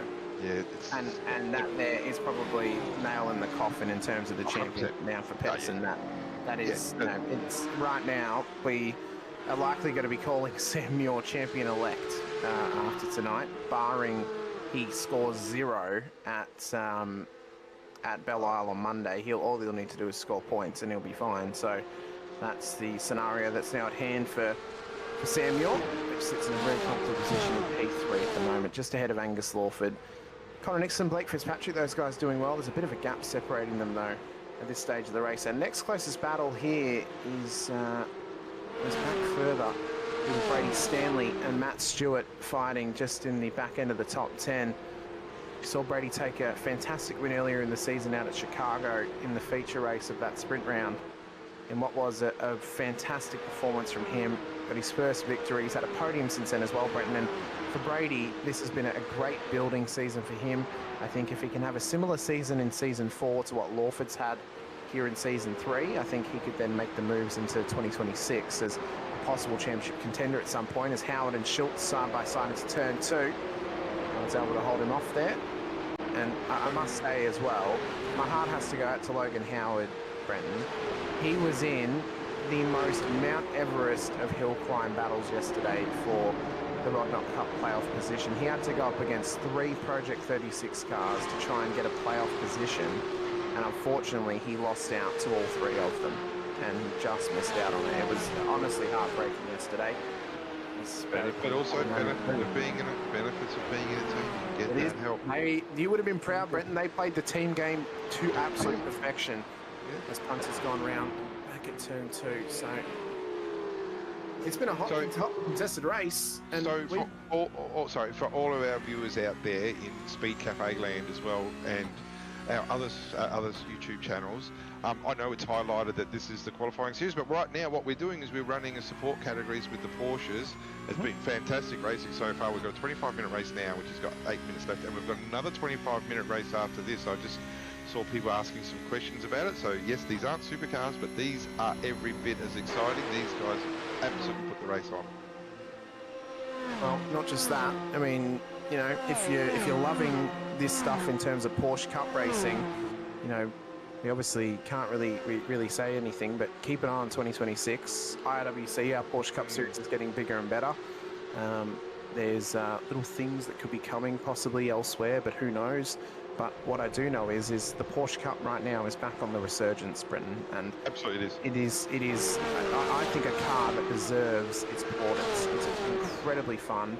There's the updated car coming out next season for the 992.2.0, and that's going to be about a bound of fun for these drivers. You know, with our next season coming up as well, that's going to be a lot of fun in that new car. And it's going to be a good test for them as well. So I think it's, you know, we're continuing to build. We're only in the youth stages of our series, of course. We're only in our 3rd season. But what's happening is we're getting drivers in there. We've still got drivers who've been here since season 1, and they're still signed up for season 4. So they're continuing to race. And if we can find more drivers like that that are willing to hang around, continue to race, and continue to be a part of this great community, and that's all we want, because we just want to be able to put on great racing and put on a fantastic series for all to be a part of as well.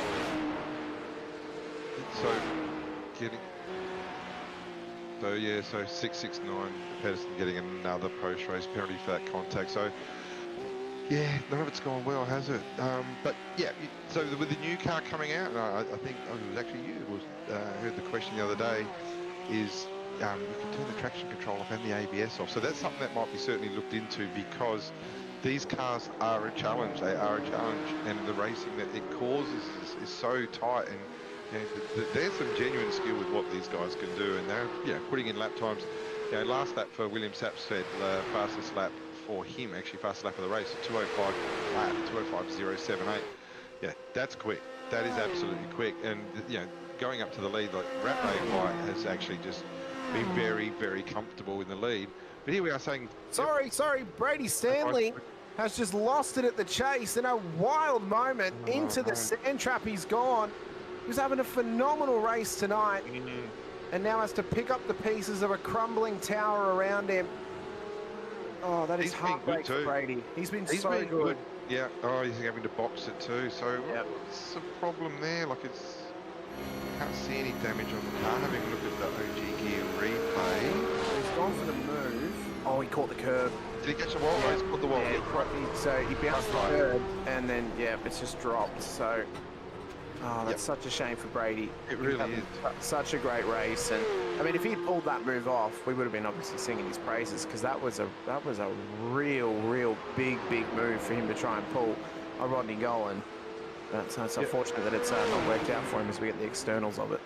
I reckon a lot of these guys are having a lot of fun at the moment, because they're racing against guys they don't normally race against.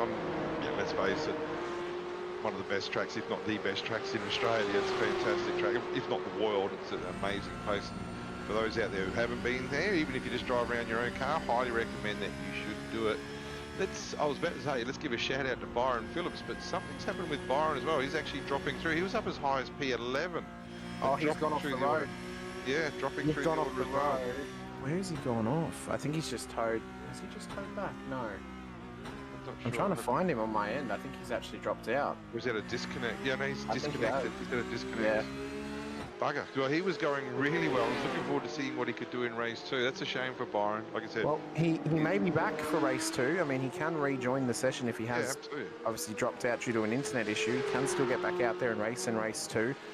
It will be an inverted grid in race 2. I believe it'll be a top 15 invert, so that's going to put a bit of pressure on some drivers. It's going to suit others.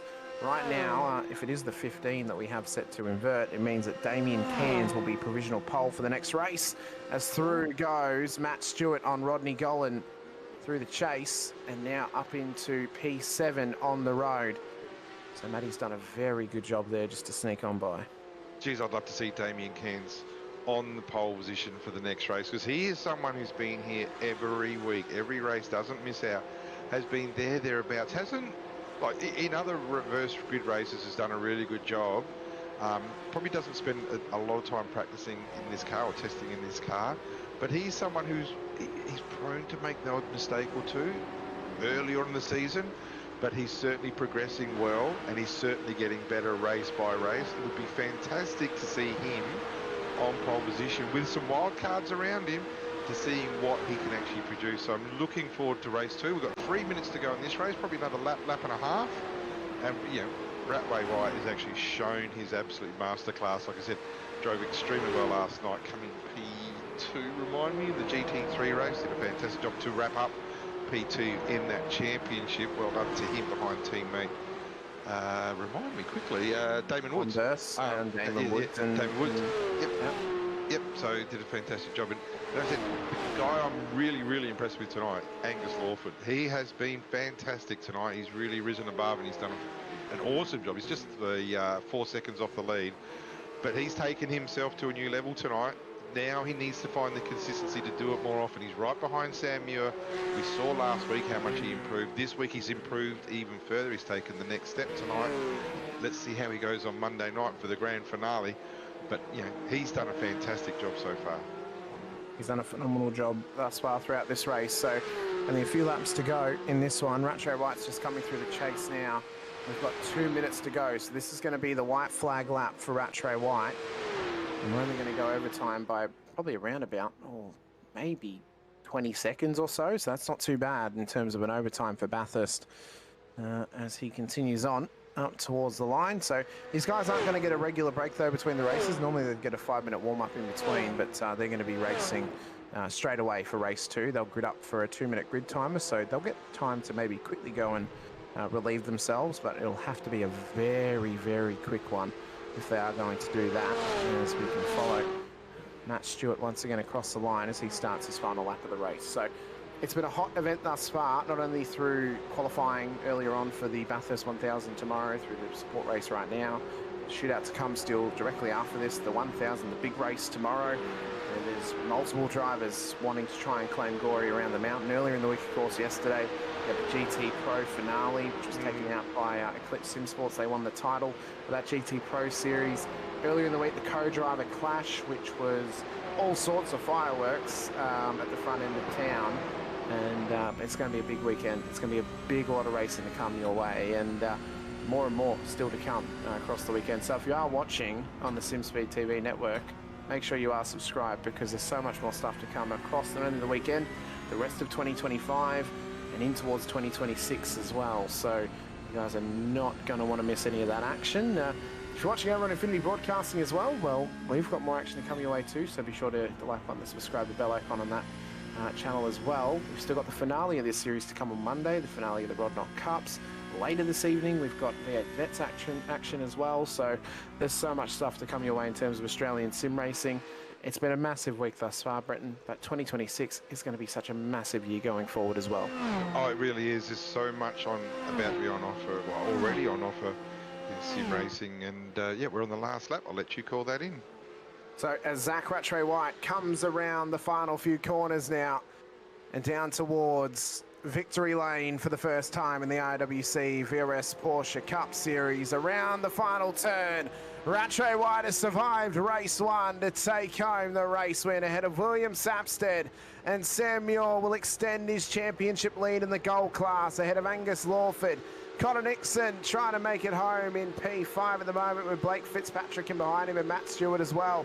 We ride with some of those 9.5 Sim Sports drivers of Craig Schultz and Pat Klein up towards the start-finish line as well. They're just outside of the top 10. Gardner, Burning, Cairns in behind them. So if it is the 15 invert, it will be Cairns on the front row, top step, starting P1. If it's the 10 invert, because I didn't set up the session, that's my fault, it'll be Logan Howard on pole position for the next race. But you know, for Vets viewers here on the SimSpeed TV channel, you'll know Damien Cairns from Thursday night, so it'd be nice to see him racing at the front for once. Yeah, it really will. Good job to all. Championship implications are severe there, obviously. I think, is it got the case now where Sam Muir's just got to finish his next race and that championship is done? It would be very close, with Ben Pedersen not scoring points in race 1. Yep. That's a massive extension. The points gap would now be over 300.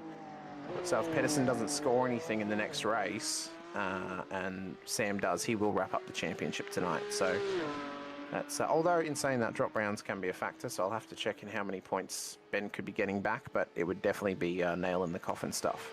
Yeah, and Ben will probably be the first to admit that, once he has a think about how some things have happened this season, it's probably let himself down a little bit. But by saying that, it's high pressure, and at the start of the season, I had Pedersen as the favourite to win. So you know, these things happen. We get on with it, and it's just next race, and after the next race there'll be next race on Monday night, and then after that there'll be next season. So we go around again, and you know, people make mistakes and we move on. That's all you can say. It's so long as we do learn from the mistakes, that's the important thing. Exactly right. So Zach Rattray White takes out the race win ahead of William Sapstead and Sam Muir on the podium. Angus Lawford, Connor Nixon the top 5 ahead of Blake Fitzpatrick, Matt Stewart, Rodney Golan, Harry Dodds and Logan Howard made up our top 10. The grid is starting to get gridded up for race 2, and what I am noticing is they're currently situated in continuous grid order, so it might be Rattray White on pole again here. Okay. Schultz P11 ahead of Pat Klein, Ellie Gardner, Curtis Bird the top 14, Cairns Curry for the top 16, Howard ahead of Akers, McLeod and Mueller for our top 20 in the end there. And back to Boyd, Stanley, Chapman, Sentence, Fleming, Hughes, Punter, Watson, Anderson, Byron Phillips made up the 30 cars, only 2 laps down there. So he was the first of the lapped cars in the field. So it'll be a continuous grid for race 2. Every driver will be getting set up here. So I was wrong on both ends, Brenton. We haven't actually pulled out the reverse grid. We pulled the continuous grid, but I think that could still offer us up a bit of carnage, a bit of chaos, and could definitely bring us something interesting heading into the second race of the night and the final droppable round of the season. Yeah, well, that's exactly right. So there's a lot to play for here. For those in the minor placements now, like Angus Lawford has done a great job all night, as we said. You know, he's working his way up through the points now. So hopefully we've got a good race to come, and you know, no safety cars will make this extremely interesting.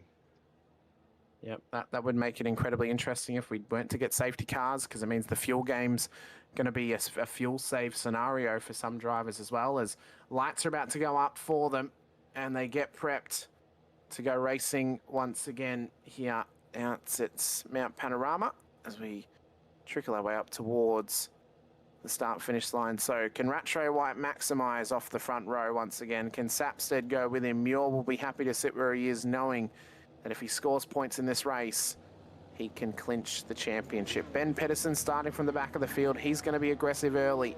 So this is going to be massive pressure. It's at a maximum right now for these drivers as they prepare themselves for 25 final minutes around Mount Panorama. Revs up. White flag. Green flag. Green flag as we go racing. I'm 25 minutes ahead of myself apparently, as we are off once again for Porsche Cup racing at Mount Panorama. And the scramble begins up Mountain Straight for the first time in race 2. It's a hot start from Sapstead, who's right on the heels of Rattray White, with Muir and Lawford in behind in what has been a fantastic first race earlier on. Race 2 is going to bring us all the action once again as we run up towards the cutting. Can we survive Griffin's Bend? No, we can't. Turn 2. Big incident back there. Ryan Mueller has been involved. We'll check it out shortly. Brady Stanley as well. John Akers. No safety car just yet. They're all still rolling, but turn 2 again. Cold tyres. It's still claiming victims. Yeah, it really is. So they'll be looking at that race control. My man John Akers has been involved. Unfortunately, that's the type of thing that will really hurt his championship in silver class. So he's done really well this season, but that's really going to hurt him. That's going to put a lot of pressure on what he needs to do Monday night. It will put so much pressure on him right now in terms of pressure for some drivers, of course. Kurt Chapman, well, he scored good points in race 1, so he kind of elevated himself heading into the final round of the season. Ellie Gardner, she got solid points too. Only gave up points to Rodney Golan, so that championship's now tightened up just a little bit once again. That there is very likely, Brenton, where we've seen close racing all season. That silver class is going to be absolute fireworks in terms of a championship battle, as Jacob Hughes and Ben Pedersen have had an incident down at Forest Elbow. Teammates of Riot Sim Racing, I don't know if they've made contact down there, but it is really, really hurting Ben, as Sapstead's now taken the lead through the chase and has now got Rattray White on his heels once again. Muir wants to get involved. Rattray White darts the nose across, doesn't want to dive bomb it yet down at Murray's corner. Doesn't need to. Doesn't need to. Nope. And so let's look at this. So don't forget, if there's no safety cars, these will struggle to make it. Looks like Brady Stanley's got himself a black flag, unfortunately, from the first lap incident. These guys will struggle to make it on the 25 minutes. So right now, who would want to be in the lead? You know, you've got a chance to save fuel. And we talked about Sam Muir before, very, very good at saving fuel, sitting there in P3. Watching these other two go hard at it, he doesn't need to join that. He doesn't just yet, as Rattray White just looking for the outside. Couldn't quite get the run on Sapstead as they run up towards the cutting once again. And we can see the sort of pressure from the train in behind them. I mean, the caliber of names that are in this battle: Sapstead, Rattray White, Muir, Lawford, Nixon, as well as Fitzpatrick and Stewart in behind too. So they're all battling away for not any minor positions. They're battling away for majors because they want to try and take home the cup for tonight here at Bathurst. And for Rattray White, I mean, if he could obviously win both races, that would be a hell of a moment for him. As we're just looking out at Forest Elbow, I'm going to assume this is the incident that we saw earlier on lap 1. So how has this occurred down there? So leaders have come through. It would be a really, really bad, unfortunate look for Ben. It's a great camera shot. Got the drone up there. Here we go. Oh, so Pedersen, so Pedersen was on the inside, locked it up, and then has actually clipped Jacob, his teammate, and put him in the wall. I wonder actually if he clipped the wall back where Mostert hit the wall in qualifying about 10 years ago. 10 years ago? Oh, yeah, it's roughly 10 years ago. I think it was. I think it was. It was 2015 or 2016, wasn't it, that he hit the wall and do not know. I'm sure someone out there in YouTube land would know exactly what year it was. Some would know exactly what day and time it was too. So, yeah. But meanwhile, up the front, Will was actually being Sapstead's held on very well here. And Rattray has. Oh, there's a bump here. Yeah, this is ugly. That was lap 1, turn 2. Yeah, that's about it. Yeah, so the OG gear replay shows why Stanley got that drive through. And yeah, that's absolutely justified there. Not the greatest move. No, it wasn't. Sapstead has set the fast lap of the race to 206.29 as around goes Rodney Gollan. So all of a sudden, the momentum had swung one way for race 1. It's now swinging the other way for Ellie Gardner in that silver championship, Breton. So it's amazing how it can go back and forth across 2 races with only 1 round to go in the championship. That's big pressure for Rodney. I was about to say that these, so from what we're seeing tonight to what we see on a normal Monday night, I've got to admit, some of these guys look like they're actually not handling the pressure too well. Like they're driving above their means, above their possible abilities. And they are getting involved in some pretty lazy incidents here. Not all of their own doing, has to be said, but in this case here, it looks like he's going to be on the curb, on the power, and away he goes. That is not a Rodney Gollan mistake that you would normally see. That's the pressure of the night. That's the pressure of Gardner not being that far behind. That's the pressure of a big TV audience, especially on our Speed Cafe feeds. Yeah, that's not how these guys will be driving. I reckon they're feeling the pressure. I think they are too. I mean, it can kind of harken back to the, a moment can make the man, but a man can also make the moment as well. It's. For Rodney right then and there, the moment kind of overtook him for this race tonight. So, but he'll be able to come back. He's still within reach of the championship going into Belle Isle on Monday, so he can definitely still be a part of it. As Rattray White putting all sorts of pressure on Sapstead ahead, Muir in behind as well. So as they run it through the chase once again, he's just biding his time, waiting for an opportunity to strike at the race lead. If they were to finish where they are, they will finish equal P1 on the road for tonight's event. But you would give P1, you'd give P1 to Sapstead though, because he wins the second race. That's so right. That's how we would break up that tie. Yes, we would indeed. So Angus Lawford though, fastest lap of the race, 205.762. So Lawford's turned the Jets on. He is becoming somewhat of, I don't know, just a little gem that we've got in the crown here. Porsche Cup racing. He is going to be a championship challenger at some point. I am almost guaranteeing you, because he's getting faster and faster. He's getting more and more confident. And the team around him are getting him around him too. I mean, Dodsey, the likes of David Lawler and Brendan Griffiths, who runs the team over there at Project 36, they're all getting around him. They're all helping support him in these championship charges. Yeah, absolutely. So the race has actually settled down a little bit, which is good to see. So still 17.5 minutes to go. At some stage, they're going to have to look at their fuel numbers a bit more tight and see whether they can make it, whether that last lap's going to be imperative to save fuel, or whether they can go hard at it. Yeah, well, they look like they're pushing hard. Doesn't look like any fuel saving is currently on board for these cars. Now, arguably, race one, we can maybe arguably lost maybe 2 laps, Breton, thanks to the safety car. So we probably would have gone 13 instead of 11. So that will be an interesting scenario in how far these cars can make it. We know on average it's roughly about 24 to 25 minutes on the fuel, but if they go a lap longer, well, that is getting into proper fuel save territory and possible cars running out of fuel as well on the very last lap of the race. So that will be a big factor heading into this one. We've got 17 minutes to go though in race 2. Bit of a blink there from Fitzpatrick in behind. Won't want to have that hurt him too much as Nixon wants to dive into the chase on Angus Lawford. He couldn't quite get there in time. And hats off to Lawford. He is not cracking under the pressure right now of the Orbit Drop Bear car behind him. And Nixon, who we know is as intense as they get, is as quick as they get. Controversial on track sometimes, hell of a guy off track, but he is going to fight for this as much as he can. So I'm thinking here already, and this is what Drop Bear do very well. I'm thinking that Connor was saving fuel in the first half of this race, make sure he's got his number, and now he's ready to go. Now he's ready to go. Like his last lap at 206.4, he's off pace compared to Sapstead's 205.6. But I think Orders have got a bit of a lead change happening right now. Yeah, Rattray White has snuck through into the race lead on William Sapstead up before turn 2. So they've made the old switcheroo, and Sam Muir is biding his time. Will he get a chance to sneak on by and take the race lead as well? If he can cop himself 150 points off the back of tonight's race, well, that would be sensational for Sam Muir. He has driven exactly how he does across the season, as you said.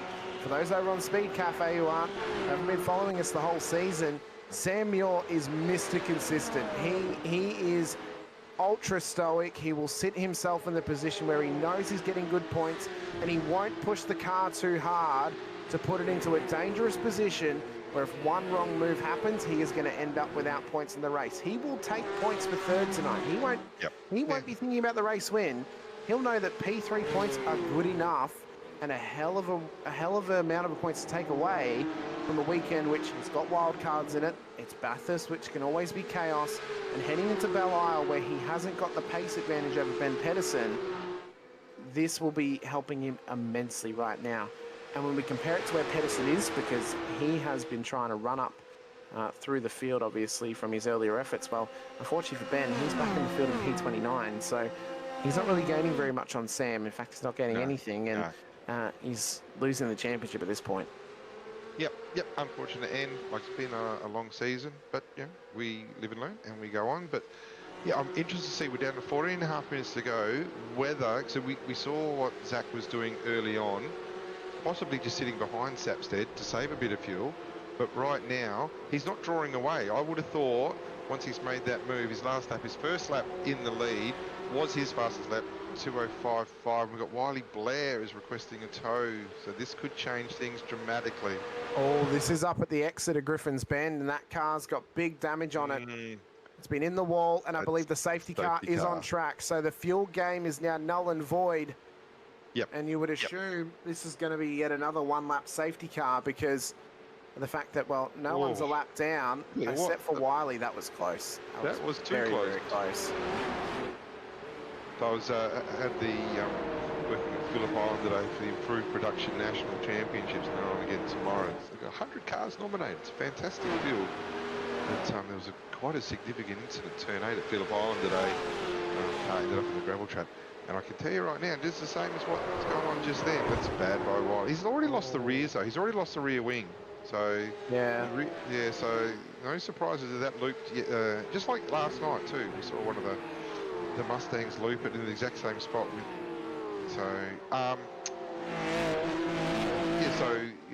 Cars don't tend to lift a lot when there's yellow flags out. It's almost the go faster flag and catch up flag. So yeah, so it's interesting. Just see, so this is the last lap. This is how he lost the rear wing. So he went round. Yeah. Oh, and then backed in the wall. So he didn't hit it. Yeah, I know. Now, unless he's already used his fast repair for whatever reason, but even then, why wouldn't you? It's undrivable without the rear wing. You know, like why wouldn't you use it? So here's the thing, though. Did he know he didn't have a rear wing? You know what I mean? Like he might not have realised it.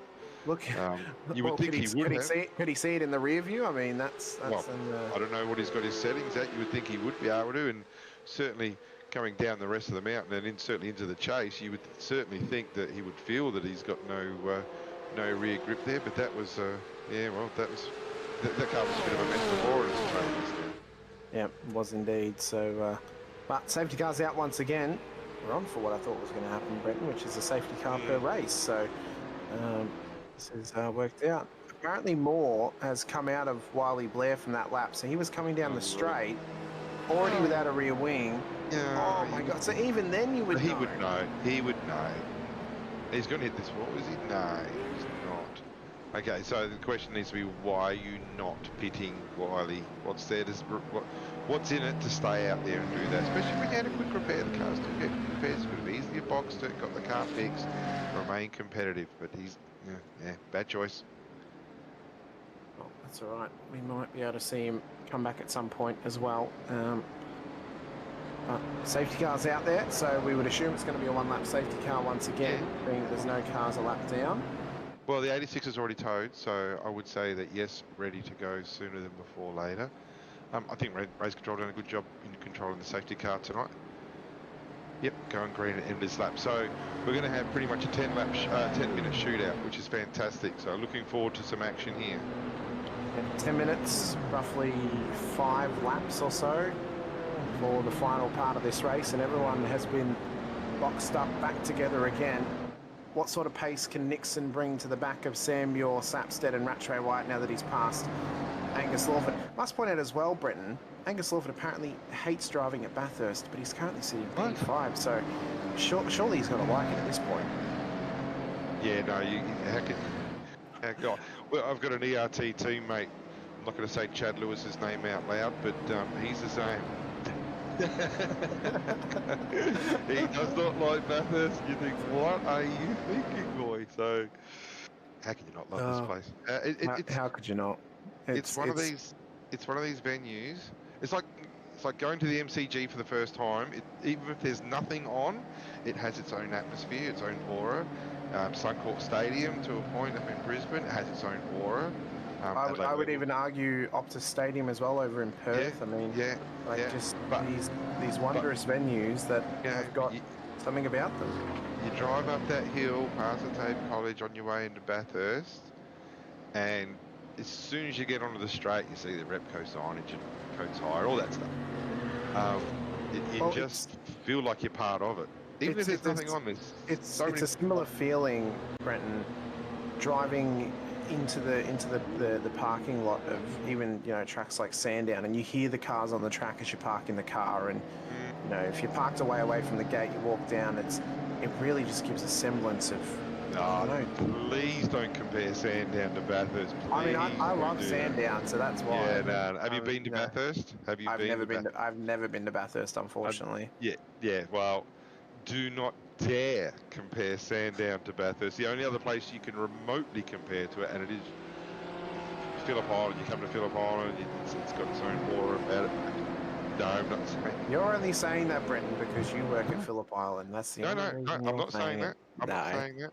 I have been to Phillip Island, and I think the location of Phillip Island obviously is so special. It's right on the edge of the island. It's like it is a gorgeous venue to be at. I mean, I love Sandown. I know it may not be everyone's cup of tea. I do love Sandown. I love Phillip Island as well. I consider both of them to be my home track because I live an hour away from both. So both of them are great circuits in my book, and I think we're very lucky in Victoria to have currently three full-time supercar circuits with Winton as well, and possibly with Calder in the future if they're able to get that track upgraded. So won't happen.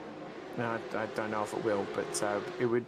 A man can dream, surely. But we're underway once again. Green flag here at Bathurst as Rattray White gets us underway and around the final turn and up towards the start-finish line. Once again, it is 8 minutes on the clock, 4 laps of Mount Panorama left to be run.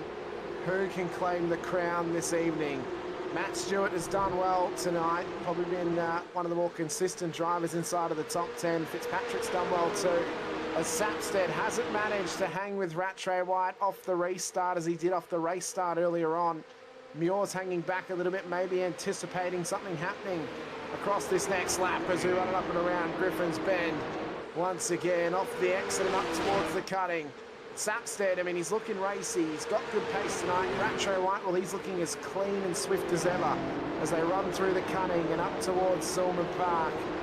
And for these drivers further back in the field, well, they're having just a great time on. And he's got great pace, as Sapstead. He's got pace. And doing a really good job. Also a position change with Nixon and Lawford.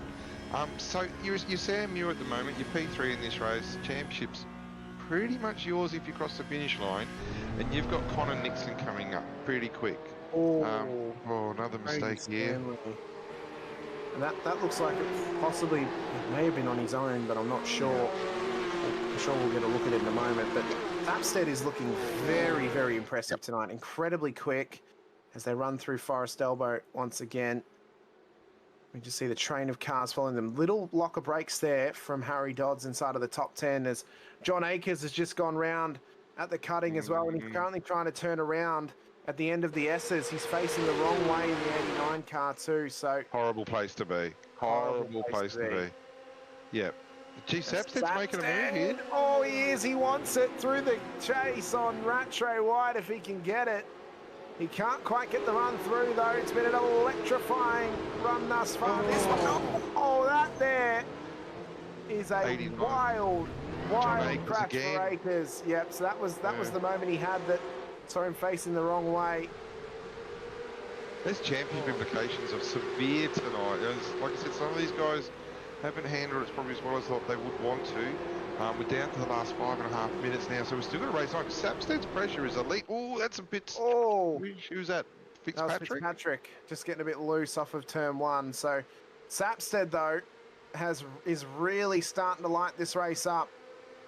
It's electrifying. Oh, he's quick. The intensity at the front of the field. He's got great pace on Rattray White through turn one, or through turn two they go. And he's all over the back of him. Muir just trying to hang on to them at the moment.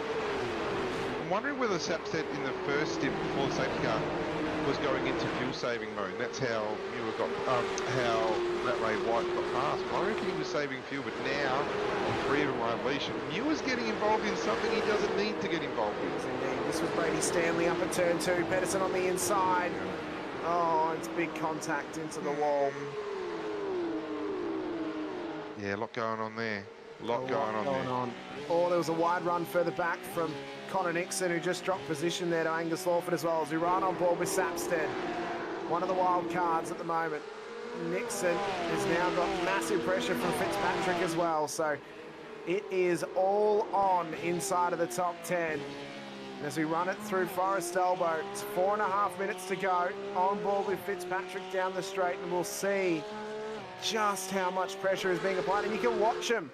Now, they're only allowed 2 moves down the straight, remember, as well, so they can only defend so much down the straight as Dodds is putting the pressure now on Logan Howard, and it's a repeat of last night's battle in the Rod Knott Cup, as through comes Dodds, past Howard again, and up into P8, and he's really been on the improvement bubble this season as Harry. He'll be hoping to find his way back in the gold class next season as he'll continue as a silver class driver, but Sapstead is all over Zach Rattray White. All over him. So for those that watched the last round of the Gamesman GTE Pro Invitational last night, this is a familiar sight. There's a Eclipse car in front of a company car putting so much pressure on. Last night, Damon Woods was under so much pressure. Oh, look at that. Yeah. So much pressure from Byron Pearce. For 35 minutes held him off. That was, who was that, McRae? Who was that? That was, Jared McLeod. McLeod? Caught the curb. Very similar to... this. Oh, my God. Muir's getting involved. You don't need to, Sam. I mean, it's 1 lap to go. He wants to have a crack at him. Well, it's probably 2 laps to go. 2 laps to go. Might be 2, yeah. Oh, around the outside's not going to stick. You're not going to hold that, are you? Oh, my God. Rattray White. Sapstead. Oh, my God. Bit of a touch. Look at the field now. There's nothing between the top 5. Oh, Rattray White's hit the wall. These guys are turning it on. Rattray White is feeling the pressure.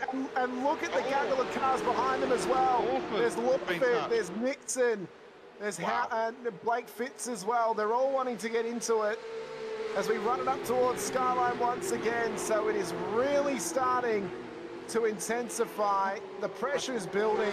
The burn has turned up to a maximum. We're at boiling point right now as Sapstead is into the race lead with only a few laps to go. Rattray White, late dive in a Forest Elbow. Can't quite get there. Geez, he's lucky. Rattray White. He's dodged an absolute bullet there because that car hit a wall hard. Hit the wall hard, but now you'll probably see the little difference here, the straight line speed of Sapstead. He is away. He's drawing away. He's already half a second ahead, despite being in the draft. Rattray White has to push hard here. And as for Muir and Fitzpatrick, do you need to get involved? Well, certainly Muir, because at the moment, wide. Oh, wide there. Nixon and Fitzpatrick have locked up, and I think Muir's gone off as well. I think Muir might have locked up too, and Fitzy's rejoined the track, and it's absolute chaos off the chase. Turned up Whincup and McLaughlin-esque. Oh, yeah. What an It's all incident. happening here. I know. Last lap coming up. It's the last lap of the race. We had a car parked up, by the way, up at McPhillamy Park for a period there. That was Jacob Hughes. He's been allowed to tow back to pit lane. So Sam Muir has now dropped back to P5, and Fitzy's just trying to get going again. Well, he's had a go, there's no doubt about that. So at the moment, wildcard 1, 2, 3, Angus Lawford P4 has done a fantastic job tonight. He's my driver of the night because he has gone above and beyond.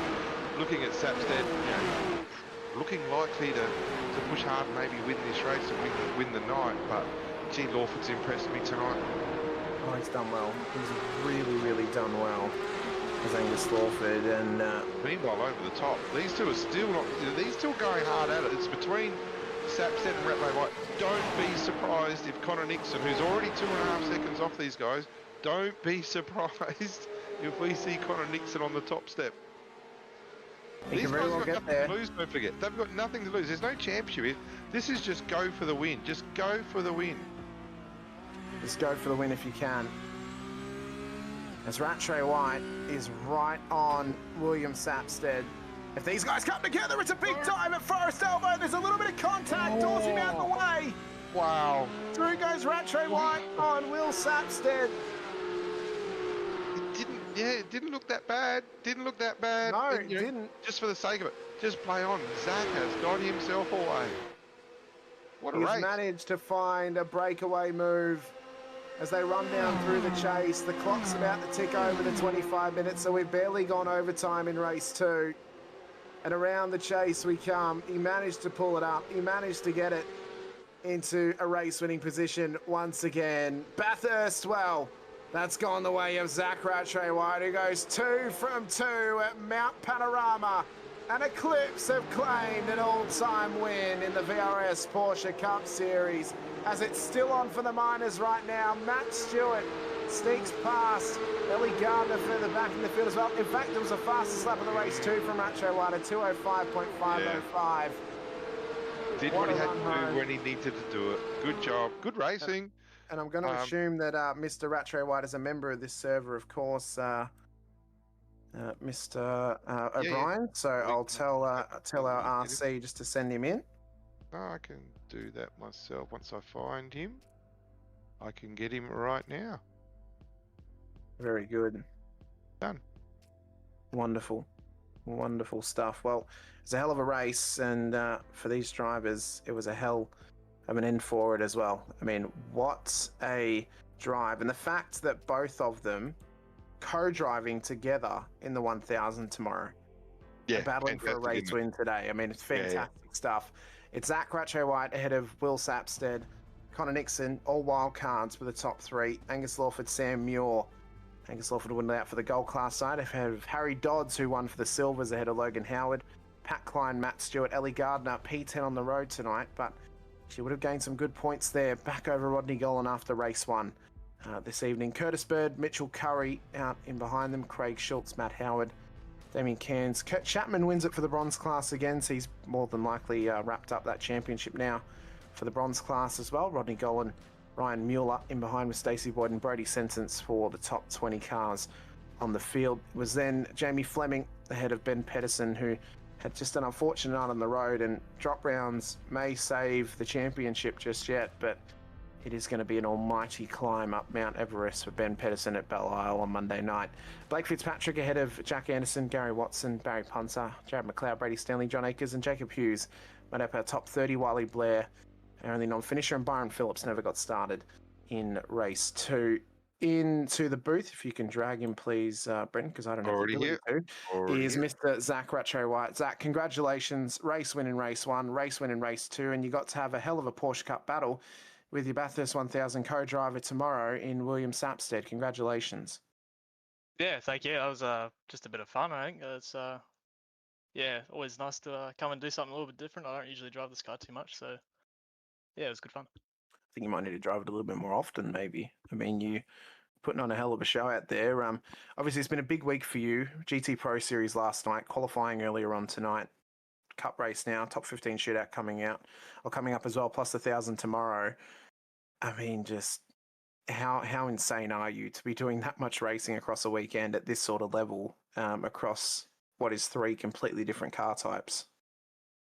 Yeah, realistically, it's not too much more work, to be honest. I mean, it's makes it a little interesting with timing and stuff, because I've got to be jumping in and out of servers like I am right now. But I mean, it's not too bad. I mean, there's a lot of time in between sessions and series and whatnot to kind of just chill out and do what you want to do and whatnot. But yeah, I mean, it's a little bit different. I mean, this is the only week of the year that something like this actually happens for me, so try and make the most of it. You certainly made the most of it tonight. A double win, of course, around Bathurst. Of course, the shootout's still to come, the 1000 tomorrow. You'd be hopeful, surely, that you can maybe get yourself a pole position tonight and maybe go home and get the win tomorrow as well out at in the 1000 event. How much pressure is there now on you coming up for this shootout? Is it max pressure, or is it head in there, see what you can do and prepare for tomorrow for the 1000 Ks? Yeah, I mean, in terms of the pressure for this thing coming up, it's probably high, because you don't really do a shootout all year besides this one. But I mean, it is a long race, so realistically anything could happen. But yeah, I'm not too worried about this. I just got to remember that I'm on the right side of the car now instead of the left. Well, it was a great race from yourself, Zach. Congratulations on both race wins across the two races here. Let us know anyone you want to give a shout out to, whether that be friends or family you may be watching, or any team sponsors over at Eclipse. Yeah, well, the guys at Eclipse, of course, they kept me good company during those races, or running the puppet dock, as Damo would say. So he's telling me to go in on Will on that last lap. Anyway, yeah. Thanks for you guys for hosting it. That's most important. Well, thank you so much, Zach. Best of luck in the 15 shootout coming up, and best of luck in the 1000 tomorrow as well. Congratulations on the race win. Cheers, guys. Thanks so much. Zach Rattray-White, our race and round winner here this evening. And Brenton, that's going to bring an end to Porsche Cup action. It was phenomenal stuff. Everything I could have hoped it would have lived up to. It exceeded those expectations and even more.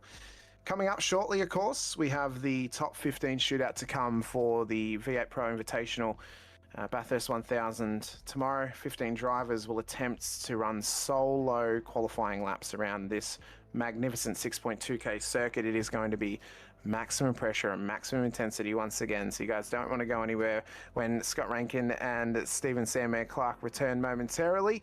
If you want to catch more of the Porsche Cup action, well, you can catch us over in Infinity Broadcasting. We've got Monday night's event to come up of our finale round out at Belle Isle, where Sam Muir, Ellie Gardner and Kurt Chapman will try and win their respective championships to their challenges going forward. But from myself, Hamish Rundle and Brenton O'Brien, thank you so much for joining us. We'll be back very shortly with the top 15 shootout to come here at Mount Panorama.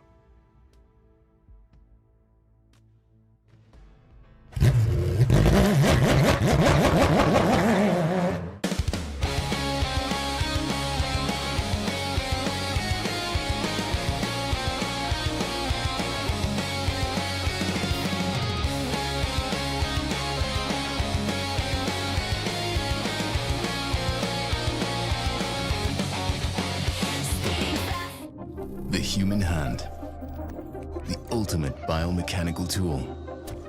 We design mice for the hands of the best. Hundreds of tests, thousands of metrics, refining every curve in every millimeter to provide breakthrough performance for every hand and every player.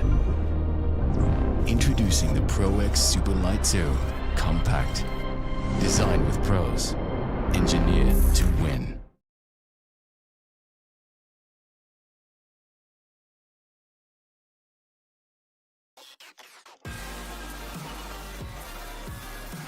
Hi, my name's Courtney Prince and last year I competed in Porsche Carrera Cup with BWT. Today I've been on the sims with the OG race gear. I love the new gloves, they're really breathable and awesome so you don't get sweaty hands using your normal race gloves on the sim. The socks are also really good, you don't get sore feet on the sim. I also think in training they'll be really handy as well.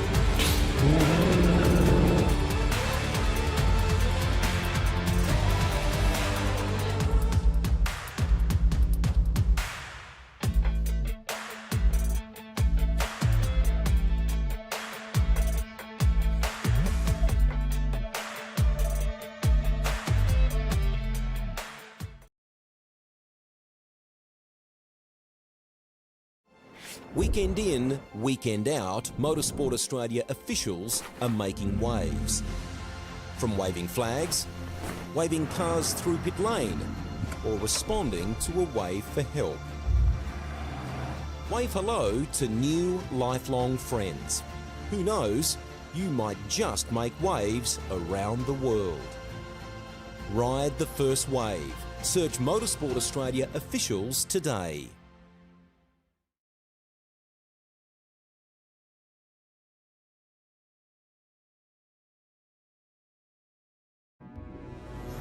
We are gaming fanatics. Our goal has never been to just play games. We think it's much better to feel like you're actually in the game. This feeling is what drives us as we create world-class gaming chairs. Our one aim, give you a brand new gaming experience. Help you move in perfect sync with everything on screen. Make sure you're having a ton of fun. It took us decades to achieve this, and we're still not satisfied. Every day, we wake up to get better. We'll never stop designing the very best to help you be your best. When it's all said and done, our job's only done if you're in full flow and focused on your victory. May you win, and win big.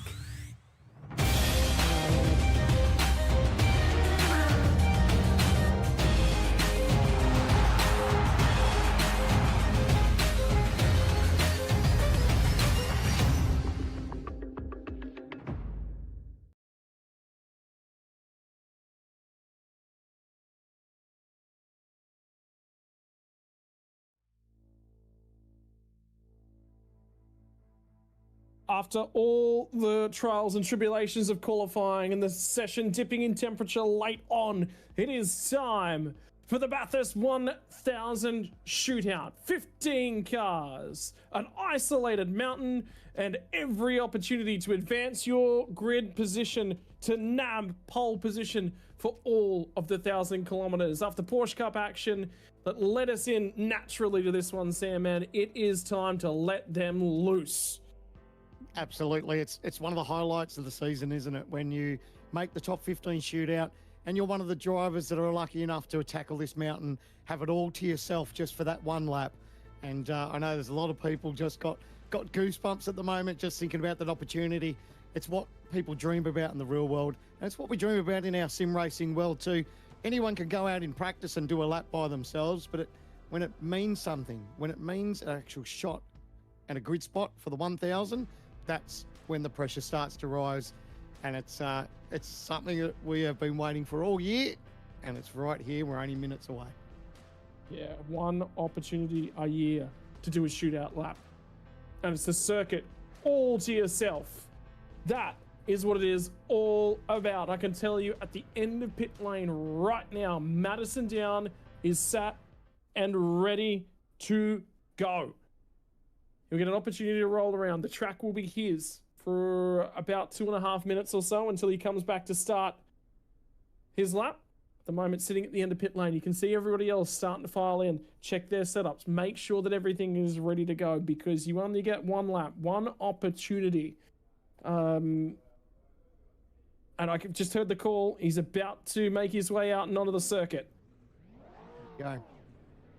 I think we were a little bit perplexed in qualifying, weren't we? I don't think any of us expected the fact that it was Madison Down who only just scraped in by the absolute smallest of margins just to be a top 15 contender.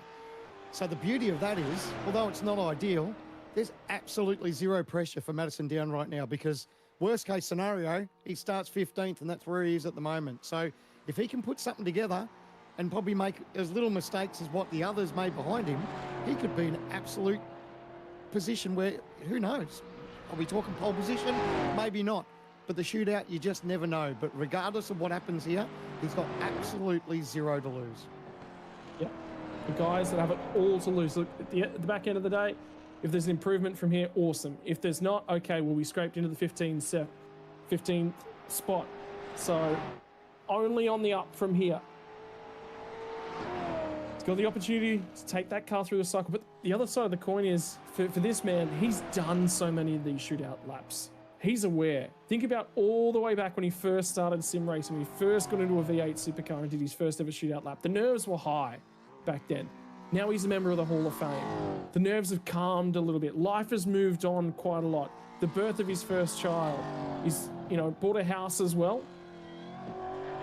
And for anyone who hangs around after the racing action here, he's always got words. Oh, how did it feel out there tonight? What was it like? What was the racing like? And then talking about years gone by as well. So it's nearly the right thing to give him the first lap in this shootout on a weekend where he becomes a member of the Hall of Fame. I think regardless of how many races you've done, obviously you talked about, we know what his legacy is, but I think any opportunity where you've got a chance at a pole position and in a shootout, I think there's still going to be nerves. There's still going to be butterflies. Yes, it's different when it's your first one, but I think any opportunity that this arises is still going to bring butterflies. But here he goes. He's had the warm-up, and now he prepares himself into the last corner where he'll start his one and only lap to decide the grid for the Bathurst 1000 tomorrow morning. Here we go. First of the shootout laps for 2025. We've all waited for this on qualifying night. Launches out of the final corner. The run to start the lap. He's going to use every little bit of road, every little bit of real estate. And for Madison Down, firing off of turn one, it looks like he's gotten out of there relatively A-OK. Didn't look edgy, didn't look like the car was moving around. He was able to just apply that power and the car was compliant. To give you some sort of indication, I think it was Jared Filsell got into the 5.7s. That was in the half-hour qualifying session, so a little bit different when you got to do one lap in anger. But we even saw with the pace that Filsell had earlier, I think his first lap was a 5.9. So that's what Madison knows. That's probably the target that they're going to chase. I believe the conditions, the way they're at the moment, no one's really had a feel of what the car's like. So this is their first run at it. Very different from what we experienced in the 30-minute quali session coming up to you. Up and across the top, uses all the real estate that's available to him. The tip in, the run through McPhillamy, then it's the rise and the fall. Over Brock Skyline, down through the S's to the dipper. First lap was nice and accurate there at the turn in just before the dipper on the right-hand side. Dipper looked okay, all of the track out the other side. Now it's to the elbow. Car looked a little bit skittish as it transitioned up and over the bump on the run down to the elbow. Power down nicely. That looks clear. Again, it doesn't look fast, Sam, man, but it looks accurate. Yeah, well, sometimes, you know, we say that too, don't we, in the commentary box? Sometimes some of the fastest laps don't look fast, but it's all going to be down. It's going to be hard to pick as far as where it's going to put him because the conditions are a little bit different. And being the first cab off the ranks, obviously he starts to set a marker, but it looks fairly tidy so far. So he's hoping that a nice clean one will be fast on the board. Well, final corner. You've thought about every moment. You've thought about this one. The final corner. Murray's brake, turn it in, apply the accelerator. Only a couple 100 meters to go. Nice out of the final corner. 206.239. That's an improvement from where he was earlier on. But it is a fresh track out there. Fresh in terms of the amount of rubber that's been laid down. Fresh in terms of the temperatures. Well, there's lap one in the books. Yep, I think he'll breathe a sigh of relief now. He knows that regardless of what happens, he's put down the marker. He now just sits back and watches and sees how his time holds up. Oh, Albert, another man that's been around the sim racing sphere for a long period of time. Competed internationally. His highest echelon that he's reached over his time period on the sim, Rallycross. So, at the moment, I'll tell you what, I've just got sector times there. I actually want to say there's another member of the Hall of Fame that's actually with us here tonight. All three of them are actually in attendance here for Shootout Night. One of them's in the race control booth, one of them's in the commentary booth, and one of them's out on the racetrack. We've already seen the one for the racetrack. So to Jay Kennedy, who sits alongside of us, congratulations on your entry into the Hall of Fame and very, very deserving member. Oh, absolutely, I second that, mate. I've had the pleasure of knowing Jay for quite some time and working with him back in the old days of V8's Online. And yeah, very fitting that he got that award.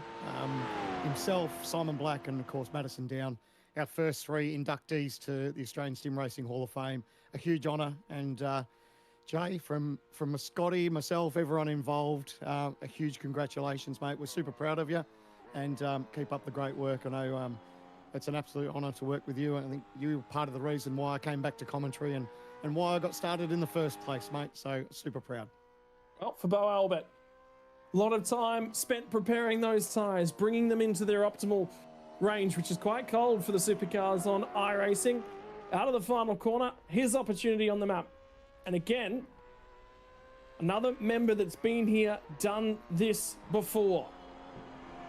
He says, oh, look, really, I don't actually get all that nervous, to be perfectly honest with you. It's just settled, go about my business. And actually got a little bit of a side swipe from Luke Rosella that said, mate, I don't know, I'm not trying to call you old, but if you're not getting nervous to go out racing, I think it's probably time to retire.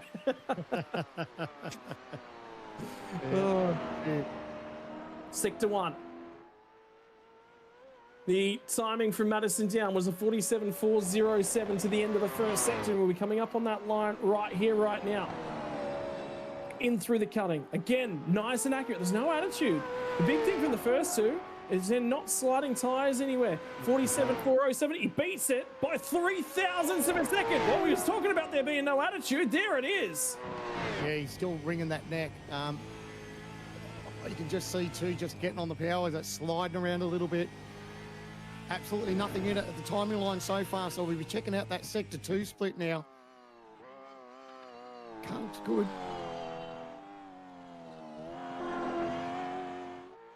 At the Sector 2 timing line, he's got to beat a 30.583. Well, he's 2 tenths down. He's exactly 2 tenths down, which means he's negative 0.196 at this point in time. He's got to find 2 tenths all the way down here. That's just going to be 9 impossible. And I just wonder whether or not that slide across the top, that might have just done it for him. Yeah, but then in saying that, you know, he might just have that, I don't know, a good exit out of the corner, out of the last corner, possibly, that he might get over Madison. It might be a drag race. But yeah, 2/10 is a decent margin to make up. Hard on the brakes. Car looks good as he turns in. Grabs that bump on the inside there. Up on the ripple strip. The tail doesn't get away from him. Looks good. What's it going to be to the line? Yeah, but that middle sector's probably cost him. He's chasing a 48.249 in this final sector. To the line. Time he's going to be 206.239. It's not going to be good enough for that. Bo Albert will take one step backwards for the moment. Madison Down has picked one up, which means he's just dropped that spot. Next car to be released is going to be that of Adam Briggs to get to go and do a lap. But for the meantime, like we were saying, for Madison Down, it's just that opportunity to be out there first. He got into the 15. And, well, he's already improved one spot. We're getting some information from the track too, is that the track temperature's just gone up 0.8 of a degree. That was between sort of Mad's run and then Bo's run. So was that enough? Was that a playing factor? We can see there's a lot more sunlight here at the moment. It was very dark and overcast when Madison went out. So it'll be interesting to see if this will affect the run here. So you're just keeping an eye on things down in pit lane. Pit lane is shrouded in cloud cover at the moment and darkness. So it is exceptionally cool still down the bottom end of the mountain. Look at him. He is not wanting to put any tyre temperature into those tyres whatsoever. And guarantee when we get to the back end of the session, Jared Phillips will know exactly what he needs to do to get the tyres into the exact range that he wants. It'll be very, very interesting to note the differences in the preparation laps.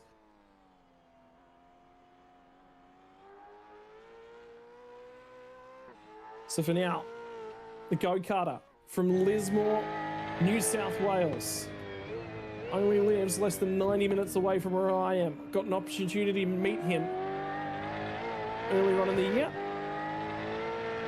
Said hello. We ended up sharing a conversation that led to us realizing we had a few mutual friends. He's a larrikin. He's a savvy customer. He also goes about things in an interesting manner. He's one to have a laugh. He's quite popular amongst his Synergy Sim Racing teammates.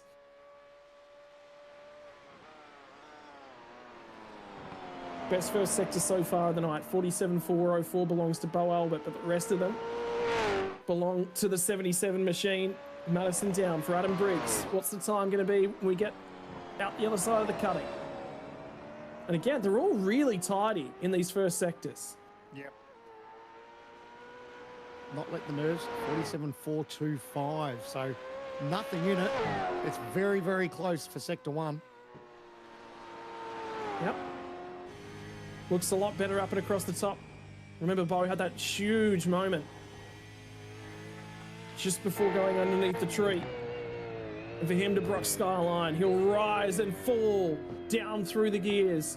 Pull it up nice and accurately. Turn it in early at the dipper. And the car just bites when you've nailed it. 30.567 means he's got the best Sector 2 time.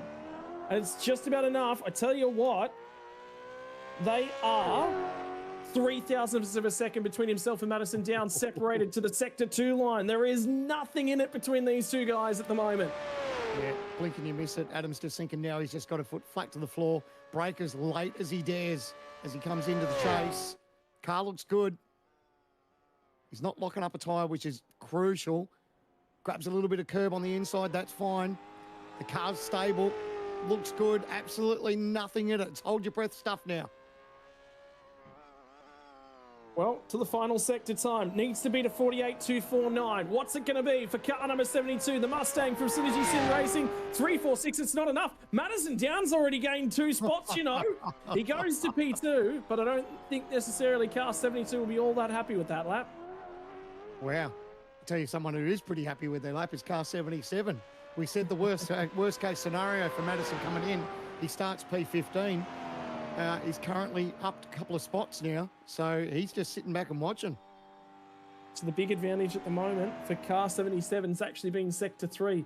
That'll be the critical part of the lap right now. Car number 7, Ethan Greek-Galt. The national Hyundai Excel champion rides on board one of his cohort, also races in the Hyundai Excels and Ryan O'Sullivan. So a pairing with a lot of experience. Ethan was racing Excels earlier on in the year from the mountain as well. Opportunity to get experience there. Although the man, generally when you're a national champion of a category, earning a little bit more experience is not necessarily as needed, but hey, you won't complain anytime you get to go out there and hang laps around Bathurst in a race car. Absolutely. I'm just looking at the screen. It looks a lot sunnier out on track. It was very overcast. Actually, we're just getting, as I say that, we're getting information through now as the track temperature is now 26 degrees. It was 24.8 when Madison was out on track. So and for Ethan, he might have hit the sweet spot. Might have just gotten a little bit lucky with the passing cloud cover. I can tell you there is sunshine down in pit lane, down the bottom of the mountain. Compared to the last time by, Adam Briggs, Greek-Galt, has got a lot sunnier bottom end of the mountain. He will fire off down through turn 1. And again, same thing. Used a little bit of the curb, not all of it, but again, looking for accuracy in a compliant car. Have a look at how low the rear end of the Mustang sits on the road. They are absolutely soft at the rear end of these things. Yep, doing what they utmost can as far as, straight line speed, trying to get that wing out of the air, get as less drag as they can. See what they've got. Again, car looks good. You can't fault his line at the moment. All eyes are on Sector 1 split. 3 drivers that have run thus far. 3 drivers that have all had different sectors be their strongest. So 1 purple sector each. Ethan Greek-Galt will not set the flying sector in Sector 1. 5.21 means that he is currently 1.17 tenths away from Bo Albert's purple sector 1 time. But the time he's chasing at the moment is Madison down. He's got to find some time here, looking for a 5.83 to beat Madison down. Sector 2 time, a 5.67 to go purple in Sector 2. 30.467, purple in Sector 2 for Greek-Galt now. So he is starting to light the afterburner. Perfect exit 2, ran it right up against the concrete wall there, didn't hit it. And now it's just foot flat to the floor. Try to put as less wheel work in it as he can. Just pin it straight, get ready for the chase. And again, last of the late breakers, see if he can get it turned in nicely, power down and a run to the line. I tell you, at the Sector 2 time, I just did the math quickly. He was 0.02 of a second up on Madison down at the Sector 2 line. That has been tight between Adam Briggs, Madison down, and Bo Albert. And Greek-Galt to the Sector 2 timing line. Looking to beat a 48.249 in the final sector. He was up by 0.02 when they got to Sector 2. The last sector's again been accurate. 48.249. What's he going to do it? He's 2 tenths away. And again, Madison down is going to move up another spot. So 48.469. That last sector from down was supreme. It was a great lap by Ethan, but what I'm noticing is that track temperature's gone up 2 degrees since Madison was out on track. So that's actually working in his favour. He's loving that little bit of cloud cover. So for the moment, we hear about drivers, they want to go out there and do the rain dance. I think Madison's out there screaming and do a bit of a sunshine dance. He wants a UV to light up this racetrack, because the hotter it gets, the more difficult it's going to be for these other drivers to capitalise and make the grounds that he did in those overcast conditions. It's just ticked up another 0.5 degree as well. So I was just hearing a little bit of whispers going on in the background from chatter in the server comms. There was some words about, well, you got to remember that it is a sim at the end of the day. You can be given an unsafe pit lane entry, pit lane exit. Bowler did receive one of those. There's a couple different options to how they can handle it. They've cleared the penalty. That's one way of sorting it out. So for Matthew Bowler, the man that cops flack from all of his teammates that I call him the lovable larrikin from time to time, never hears the end of that one. He's gone for a different opportunity to warm the tyres, bring the tyres in. He's a little bit of weaving. None of the rest of the guys have done that thus far. It's a good exit. Nice move on the power. This is crucial now. Let the nerves settle a little bit. Get on the brakes for turn 1. Car turns in nice. Back on the throttle. Not too bad of an exit now. And he's just watching that tacho, pulling the gears, waiting for the turn to come up, and again, just to get as late as he dares on the brake. How deep does he think about going at Griffins? Pulls it up. Little wiggle. Little wiggle. That might take some life out of the tyres. Again, still chasing 47.404 from Bo Albert, or a 407 to beat Madison down on top of the table at the moment. Car 12, 5.24, which again means he's just over a tenth of a second away from the guys that ran a little bit earlier on in the session. I tell you what, we might have seen the best of the conditions for this one. Just a lick before 5 p.m. in sim at the moment. Yeah, and look, take nothing away. Oh, there's the attitude up over the bumps there. Take nothing away from these guys. They're pumping out some great laps. You look at the times, there's nothing in it between it. So 6.2, 6.3, 6.4 and a 6.5 for our top 4 at the moment. It's just the track conditions are sort of favouring the early runners at this stage. Well, there's no rubber being laid down in the session whatsoever. It is a fresh green track, and that means it is a challenge to the drivers. They all want to get pole position. 30.617 to the second sector for Bowler means that he is a fair way away on this one. This is not going to be a great lap, and to be honest with you, he's only just on track to potentially beat Bo Albert at this point in time.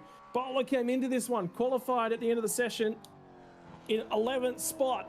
And at the end of this one, unless this final sector is amazing, it's not going to be all that much of an improvement. I tell you what, I don't think he's going to beat Bo. He goes to last in the session by 0.02 of a second between himself and Bo Albert. Nothing in it. Nothing in it. And again, it's like exactly what I said. You don't take anything away from these guys. We haven't seen the cars, get out of shape, and they haven't been having horrible laps. It's just that the times are so close, and the weather's playing a huge factor with these track conditions. It's going to be luck of the draw about how and when you roll out of pit lane and what the conditions are going to be like. Well, we haven't seen a lot of attitude out of these cars, Sam, man. I want to pose you this question. With the lack of grip on the track, do you reckon they haven't heated up the front tyres enough? Because it looks like, from what I'm seeing, they're turning in okay. So usually if you're struggling with that front temp, you're not really getting your apex. So I don't know. I think the cars look good on track. I think maybe it's just conditions. Like you said, the track conditions as far as rubber and everything, it's something that these guys haven't run. It's different from what we ran in quali, in practice. So I don't know. It's just maybe it's just everyone's so close, and the weather conditions and the track conditions are really playing a factor. Well, we've seen 3 cars so far from the Evolution Racing Team stable, and we're about to see the second one come out of Trans-Tasman. Jake Maloney, Richard Hampstead's his co-driver, has been right the way throughout the endurance season. The man was absolutely electric in the rain for the Scop Sandown 500 just a couple weeks ago. Now what has he got for us in a top 15 shootout as the weather starts to swing? I think another big point that's also worthwhile mentioning, wind speed was just up at 18 kilometers an hour just a few moments ago, down to 13 kilometers an hour. So there's a bit of a swing around of the wind. It is a little bit blustery. It's not massive. It's not tempest force winds, but it is just blowing around a fraction. Love it. And that's a huge credit to iRacing and the weather model and the things that we've got now part of this sim racing. It's just brilliant. It's everything has to fall right for you. You have to put a lap together. You have to be on the right, right tyre at the right time. You have to be there with the track conditions are spot on for you as well. But look, Maloney, 47.4. Does get back into the fours at the first sector line. He's still he's about 0.08 of a second away though from the fastest through sector 1 so far. Bo Albert still has sector 1 at the moment. And it's been Greek Gold that now has that purple time in sector 2. And it's back to Madison Down for the purple time in Sector 3 on the session thus far. 30.517 to the second sector. Sector time is good. That is probably good enough to bring him just about, he'd be a couple thousandths behind Madison Down. He might be a hundredth of a second behind Madison Down heading to the Sector 2 timing line. So the Sector 2 timing line, they're all really, really even. It's this final sector where Down found the drive. Turning on Maloney, looks good. Didn't grab too much curb, so the car was settled when it got to up off the two wheels, or a little bit up over the bump there too. Again, car settled, it's not doing a major slide on exit. Now it's all about that last run. Into this right-hander. Turns in. He's trying to beat his teammates. 206.239. He crosses the line at 206.293. Absolutely electric between these guys. Jake Maloney goes to P2, and it's now by 500ths of a second. And again, we're just seeing a little bit of a shuffle, a little bit of a shake in everything thus far. New second best Sector 3 timer, 48.285. Again, improvement in that middle sector, though. I think there's starting to be a little bit of rubber that's been laid down. How about this man, though? For all the trials and tribulations these guys have been through, for everything that happened last year, survived the opening lap the tail end of the race wreck at Sebring to start the year off, that put so many of our championship contenders on a big fat goose egg to start the season. That led a season-long fight back. And Dylan Rudd and Rick Kuznetsov led the way for such a long period of time through the middle of the year. He ended up closing that one out to finish off the year for Lobs Esports. And then, as soon as the dream was realised, all of a sudden, he was in search of a new team for 2025. Dylan Rudd's not had great car speed this year. It's not the best of Dylan Rudd that we've ever seen. But is the endurance calendar just an opportunity to find something again? The Chiefs have been starting to make speed later on in this championship. What has he got in store for us here with number one on board that car?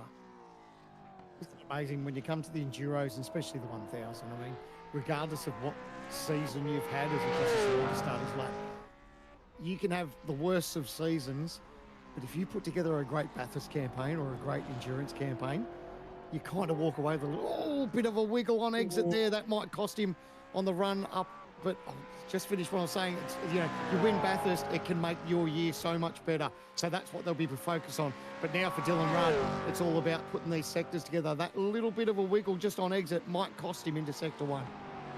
Now we get to Griffin's Bend. Not 100% certain of the car grip, and did you see there was a touch of a slide through the middle of the corner? It looked like he actually missed the apex as well. He was just a metre or so wide at the turn-in point. Now to the cutting, makes the inside there, carries speed through the middle of the corner, runs a little bit wider at the exit of the cutting, but that puts him offline up and over the bump, and the car was not happy. 47.608, first sector time, not good. I think exit off turn 1's to blame. That's the worst place too, because obviously you're carrying that speed all the way up that straightaway, and unfortunately he's almost 1.5 sort of tenths down. So 2 tenths, yeah. 2 tenths. So he's got a lot of work to make up. A lot of attitude on the car. It does settle though. It does bounce up over the curves, but as soon as it lands, it seems to squat and land pretty good. But a little bit wide on exit there too. 30.533 goes to the new second best Sector 2 time. So we gained half a tenth back on Madison Down at that point in time. He lost a fraction of time to Jake Maloney in the second sector. So I wonder whether or not conditions are starting to just improve a fraction as it stands at the moment. And he's just heated up the tyres a fraction, doesn't quite have the car grip underneath him. Down to Sector 3. He's going to need a mammoth time in Sector 3. He's going to need to find about 1.5 tenths. Nice and accurate. Used the curb at the apex of the chase. And the car was quite compliant there. He did everything good off exit too. He didn't get too close to the grass there. He used up all the racetrack. It's going to be a run to the finish line now. Time to beat a 206.239. He stops the clocks at a 206.552. And that's the slowest of the times we've seen thus far today. So Dylan Rudd came into the session, qualified 9th out of the half an hour worth of qualifying sessions. So he's lost 6 spots so far. If that ends up being the slowest time of the session, remember there's still another 8 drivers to come. And after this one, we'll have hit about halfway through this lap. We'll have hit the halfway point of the session now. 7 runners on the board, and the track just seems tricky. If the temperature goes down or the track temp goes down a little bit for Brady's run, the conspiracy theorists out there are going to start throwing their money around and say, hold on a second, they're doing all this for TTR. Every time a TTR car's gone out on track, the track temp's gone down just a fraction. So it worked for Madison down. It did go down a little bit for Jake's run. So, boy, oh boy. What do we got? 25. It is. It's going down a little bit. It was 26-1, I think, when Maloney went out. Just browsing through Discord, I can tell you there's a Chiefs group, X Eclipse Sim Sports group together. There's an ERT group together watching along on Discord. There's 2 of them, in fact, for ERT. There's a Lobs group and there's a Synergy Sim Racing group. And all the Synergy Sim Racing cars at the moment are done for the session. So they're just sitting back. There's not much more they can do. There's a Trans-Tasman group as well. And for Brady Myers, there's one more from the Trans-Tasman stable to come after him. So he will be feeding information back to those cars. To the final corner, simrigs.com, Trans-Tasman Racing, number 22. We'll launch off the final corner. What's he got for us today? Turn in looks good. Oh, opposite lock there on exit. So that's going to hurt his run. That's where you carry this speed. So that little wiggle might be enough to cost him. It was a great camera angle because it just showed you the amount of opposite lock that he had to put in and the steering angle. Oh, again, it looks like he's fighting it a little bit. Just not accurate. This is the first time we've actually seen a lot of attitude at multiple corners from one of the cars. We obviously just saw it for Dylan Rudd, but Brady's pushing on. He is really trying to get to that gas pedal. 47.444 is a lot closer to the best times of the session. He is still 0.03 of a second away from a purple sector 1 time. Is he able to find some time up and across the top? This is the first of the cars with a fair bit of attitude about them. He's got the attitude, but the time's not too bad. Like I said, I was just looking at Maloney's sector 1. He did a 47.491. So 47.444. He's still in the ballpark, even though the car looks like he's sort of had his challenges with it. 30.3 for sector 2. So looks like that's the best purple middle sector, I think, now. That is now the first driver down into the 30.3s in sector number 2, which means at this point in time, Brady Myers will be ahead by around about 2/10 on Madison down to the second sector, but Down has been supreme in the final sector at the moment. New purple to the second sector, 2/10 up. What's he able to do? Realistically, it's the simplest sector of the lot. Pull it up accurately at the chase. A lot of curb usage for Brady Myers on board the number 22. And for the Chevy, to the final corner. He's on track to go to the top. Is he going to be able to put it together at the halfway mark? Is this going to be the new P1 time for Brady Myers? 48.265. Yes, he does. He just barely misses out on getting into the 5s. And Brady Myers will go to the top of the session thus far. Wow, brilliant run there from Brady. It wasn't the tidiest of runs that we've seen out of all the 8 drivers so far. But boy, oh boy, he put it together, put down a decent time. And TTR lockout 1, 2, 3 for the moment. Still quite a few cars to come along. I just got a message back. I've just been trying to ping a few people just to see if I can't get some feedback on exactly how the track is to drive at this point in time. Messaged Adam Briggs, and he said track state really, really minimal rubber laid down. You needed to underdrive it. So that's his thoughts on assessment of the track thus far.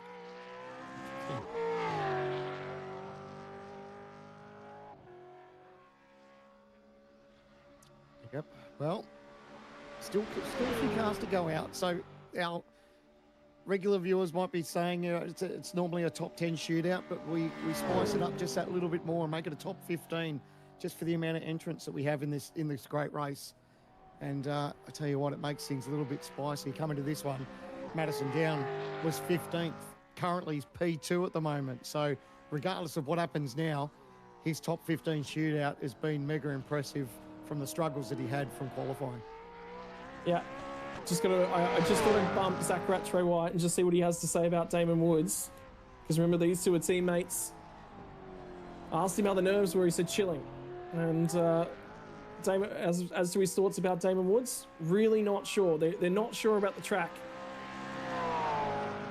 And the other reason they think it's just a little bit greasy is you've got to sit down the end of the pit lane.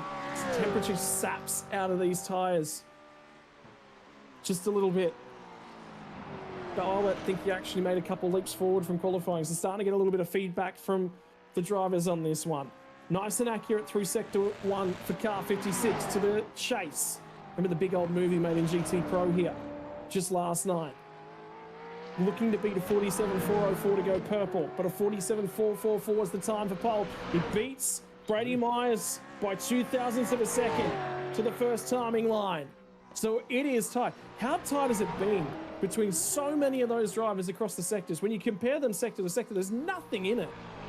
Absolutely. Well, it says the quality of the drivers and the teams that we've got in our series, doesn't it? You know, it's one of the toughest grids to make. You know, the talent pool that we have in the Logitech Pro Series is second to none. And at the end of the day, you've always put the wall on the inside. Just didn't quite. I thought he went left-handed side of the road to the right-hand side of the road. He might have just missed it. A little bit of a wiggle as he comes throughout the other side.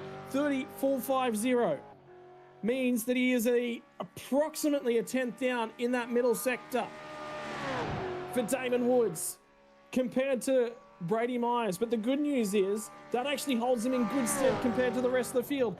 Is he going to be able to find something over Myers in the final sector? It'd require a new best final sector. A lot of curb usage at the apex of the chase. Now he'll fire it down the other side. Murray's corner to come.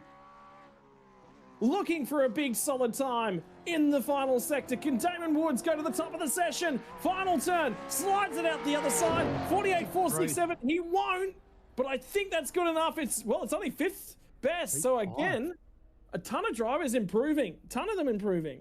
Yeah. Interesting. Yeah, I think everyone's now sort of just wondering now, like, just looking at the track up here, you can see there's more sunlight now on the racetrack. So something that Josh Anderson, he'll be assessing the situation now, just bringing up that little bit of temperature, not going too hard on these tyres. And remember, we had an onboard shot, or at least a side skirt shot of Brady Myers through turn 1. This is the onboard shot. Now we'll get to see what that opposite lock looked like when he picked up the throttle. Yeah, that's a lot of it. Yeah, 2 grabs at it. But where we thought it was really going to hurt him, it didn't. He still carried really, like he managed to get away with it. We thought that slide might hurt him, but he actually put together a decent first sector and obviously went on with it. Oh, look at that track. It's coming down again. Oh, no, there's another TTR car on track. The temperature's gone down. I don't believe it. Well, there are going to be riots in the streets. This is the final of the Trans-Tasman racing cars. 6th place in qualifying for Josh Anderson. Got his first ever Toyota 86 win just last weekend from Sandown as a support category for the 500. It was in a wet race. Could this man be praying that the heavens open tomorrow? Could there be some speed on board car 36 in the wet? For right now, though, it's a dry qualifying lap, a track all to himself. This is a man who'll be a little bit confident, a little bit quiet, but then again, if he pulls off the lap, I reckon he'll still be kicking himself, you know. I'm just thinking to myself, what's going to happen? Josh, I love you, mate, but if you grab pole position or a pole position at the moment, there might be riots in the streets. We're going to have TTR in the top 4 at this stage, if it comes about. But the top, what have we got? Yeah, top 3, top 4. So, but Anderson, we're looking for his first sector. 47.4s is about where he needs to be. Oh, looks good. Turns it in nice. Good on throttle. Rode the bump well out the other side of the cutting as well. 47.418. Tell you what, that is the 3rd best time through Sector 1 thus far today. Means that he is up on Brady Myers at the moment. by 26 thousandths of a second to sector 1. That turn-in looked good. Nice and accurate up across the top. What's the curb usage like down through the S's? Compliant. Turns into, oh, the rear end wanted to come around a little bit on him, but he was able to ride with it. To sector 2 timing line.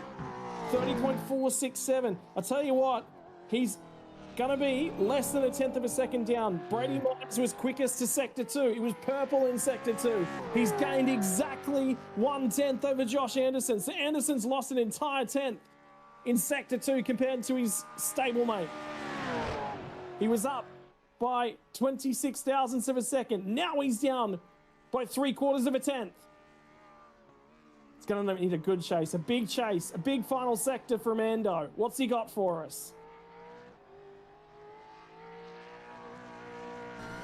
It's good. It's going to be a big ask to pull that time back. But at least it should be good enough to put him at least inside the top 5. It's going to be a drag race to the line now. He stops the clock at a 2:06.301. That moves him to 4th. And final sector was poor, unfortunately, from Ando. That's actually where he lost the bulk of his time, was in that final sector. Have a look between himself and Jake Maloney. He's only 7 thousandths behind Maloney, you know. And you're right, Trans Tasman 1, 2, 3, 4, although Ando's probably had the better of the conditions of those last couple, so he will be kicking himself about that lap. Although it looks good up top here, just from that camera angle. Look how overcast it is here, so I think Griffin Gardner will be stoked about that fact. But just coincidence that every time a TTR car happened to hit the track, the old temperature went down a little bit. So take nothing away from it. They all drove great laps, but just seeing what we're seeing at the moment, I think Griff Gardner would be pretty happy with that lack of UV at the top of the mountain. He's hoping it'll stick around like that for the next minute and a half, 2 minutes. Now about 5:15 p.m. from Bathurst, and if Zach Caban asks me if it's daylight savings time or not, I don't have an answer for him. I just know it's 5:15 p.m. in the sim, which means that the UV will be starting to come off that track. A little bit of cloud cover will help. But for Griffin Gardner, man has been also on Lobs Esports, off of Lobs Esports and on to Chiefs Esports Club, and now to a privateer livery for the Bathurst 1000. What has car number 93 got for us here this evening?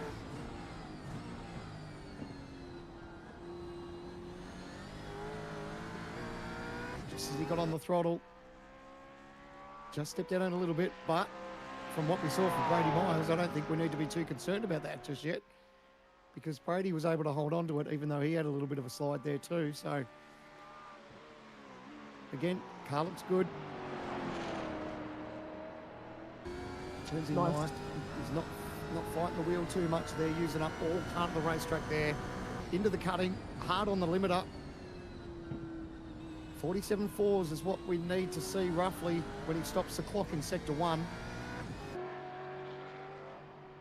4:06. That is new second best sector 1 time. Bo Albert's the only driver that's gone quicker to sector 1 today, which means that he is up by about 38 thousandths of a second, 300ths of a second, nearly a fourth for the first sector line. And aggressive too. Did you see the curb usage? Yeah, but he did it perfect. He didn't pick up any grass again. He really did it perfect. So nice and turn in the dipper too. Car looks settled. Second spectre split, 30.433. So lost a tiny bit off Myers. Maybe about 300ths down to Brady Myers at sector 2. But the good, that is going to be about one of the most important splits today. He'd be up on just about everyone else at this point in time. He's tracking to pop in ahead of Madison Down at this point in time, but Down had a supreme final sector. This lap, if he wants to go to pole, is going to have to be a little bit better. It's going to have to be a 1, I think, in the final sector for me. A 48.1 is what's required if he wants to move up to the top end of the standings. For Griffin Gardner, for car 93, final corner, again, no major wheel work. It drives nice and accurately out the other side. 48.1. That is new fastest time for the day. Griffin Gardner goes to the top. Well done. Great drive from Griffin Gardner. straight to the top of the timesheets. Absolutely nothing in it between him and Brady Myers. I think he was just reveling in the fact that he put together a great lap. The UV over the top of the mountain. Have a look at this. We're watching it live. I could see just how close he got up there. My goodness, there was even sparks there. So he left absolutely nothing on the table and gone fast enough to take P1. Phenomenal. And it was the final sector.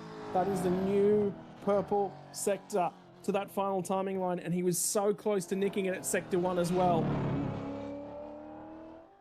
James Scott completes the trio of drivers that made the jump from Lobs Esports to the Chiefs Esports Club. A lot of conjecture about what 2026 holds for a man who has been around for a long period of time, who's been successful, who's been there and thereabouts, an absolute stalwart of the sim racing community. Not just for the way that he goes about his racing, but the speed that he's had over such a long period of time as well. Just keeping an eye on the track temperature. So 24 degrees now, track temperature. So it's gone, it's had its little peak. It started at 24.8, I think. Now it's at 24.4. So it might be probably around the best conditions we've had. So could we see a pole position from Scott? We've got about 2 minutes, just over 2 minutes to find out.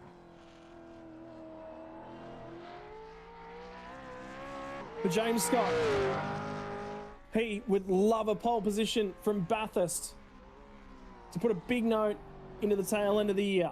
One more round left in the championship after today. After tomorrow. Again, was speedy at turn 1 by the look of that. A little bit of attitude, but the right amount of attitude for me. If you're not pressing on, you can't see a little bit of that press, and you're not going to be creating speed. He was certainly challenging the limit of grip. It's good on apex. Didn't get away from him on exit up over that curb. Sometimes that can be real tricky. You can light up the rears. His turn in is nice. Again, sector 1. We're looking for 47.406 was our fastest. 47.435. So he's there within a whisker. Looks like that cloud cover. Look how dark it is now. It's getting much darker than what we saw earlier. There was bright sunshine on the racetrack. You could see the shadows from the cars, the trees. These conditions are really playing into James Scott's hands right now, as he's got half a lap to go as he starts to work his way down the bottom of the mountain into the dipper. To steal pole position from here, it's going to take a 2:05 now, and his car 088 capable of it. 30.417. I tell you what, he's halved the margin to Griffin Gardner to sector 2. At the end of the first sector, it was 29 thousandths of a second. At the end of the second sector, it is 13 thousandths of a second in favour of Gardner. But Gardner was the fastest car to the final sector. This is getting tight amongst the top group of drivers. Griffin Gardner was fifth from the qualifying session. James Scott is fourth. There's 3 more drivers to come after this one. To the chase. Little bit of curb usage on the entry, but it was nice. It was square. It drove off nicely and out the other side. For James Scott, this car isn't capable. The first 2:05 of the day. Final corner. He's going to need a low 48.1 to steal this in the final sector. Doesn't get it. 2:06.115. It's a 2:64 at the final sector, and he will go to P3 right now. Brady Myers' lap is also looking supreme. Yeah, great lap. I think he didn't get pole position for the moment, but still not a bad lap though. Only just over a 10th off. So P3, a great run. I think he'd be pretty happy with that for the moment. Yeah, good start. Gets him up, gets him amongst the action. For Andrew Gilliam, he was very embarrassed to be crying on national TV when the car he was engineering was Richie Stanaways from the Bathurst 1000. I talked to him a few times across the weekend, was keeping in touch with him. He said they did a lot of work, they did a lot of prep work, making sure they had a great car for the wet. The Bathurst 1000 Premier Racing team. Unfortunately, it just did not go their way on race day. But he's a lovely guy, easy to chat to is Gilly. And you know, the funniest part about that whole weekend was I went and took a photo of him. He was wearing a jacket that it looked like he was a headlight. It was just the reflections of it. but he's an awesome character, awesome bloke to go and chat to. You got to speak to him at Queensland Raceway as well. Yeah, absolutely, great guy, and yeah, we're lucky to have him in our series. And mate, he doesn't need to hang his head about Bathurst to be in that sort of position in the real world, and him living his dream, being a race engineer, and being so close, like that's heartbreaking, and he'll get there. He's a great guy, and now his eyes focused now on trying to get pole position in the virtual world. Do you think it adds a bit more pressure tomorrow when he knows that he's going to be lining up alongside a Shane Van Gisbergen for car 201? For Lobs Esports, the Chevy will fire out of the last corner. The first of the Lobs Esports cars, Phil Sell to come. And Rattray White before we even get there as well for the Eclipse stable. For Andrew Gilliam, I tell you what, he drove that off square, but it looked quick off of turn 1. Good run. I mean, other than what we saw with Brady Meyer, I think Brady's looked probably the messiest out of all the laps, and it was still very fast. So, and that's probably been the surprising thing, is that the cars really haven't been wild, have they? Everyone's been doing a really good job. Just using up all the racetrack there. A little bit of UV here. I know we keep harping on that, but it does affect these cars. So these drivers, in as far as lap time, they don't want to see these shadows. They want to see it sort of dark and miserable. 47.2. He's fast. That's the new fastest first sector time of the day, but he got the fence immediately after the sector. And I wonder whether or not that's going to cost him. The benefit for now is his 10th and a half up at the first sector time, but I think that wall tap is going to cost him in sector 2. He needs to, his target lap time, the best so far has been Brady Myers at 30.365 in sector 2. He's gone purple sector 1 as Andrew Gilliam. Down through the dipper. It was reasonably quick. 34.33. That actually matches Griffin Gardner's sector 2 time to this point. And Griffin Gardner, so he loses nothing in sector 2, but he's gained a 10th and a half in sector 1. So for Gilliam, he comes into this one knowing, well, he probably doesn't know at the moment, but we know he's up. He's up by a reasonable margin over those around him. Down through the chase. Now he'll have to jump on the anchors. Did you see that thing climb the curb? Again, accurate. Wheel work. The wheel work is good too. He wasn't out of control on exit. Last corner. It all comes down to this exit. Oh, a little bit of a wiggle just as he turned in. Caught a little bit of the ripple on the inside. He'll cross the line.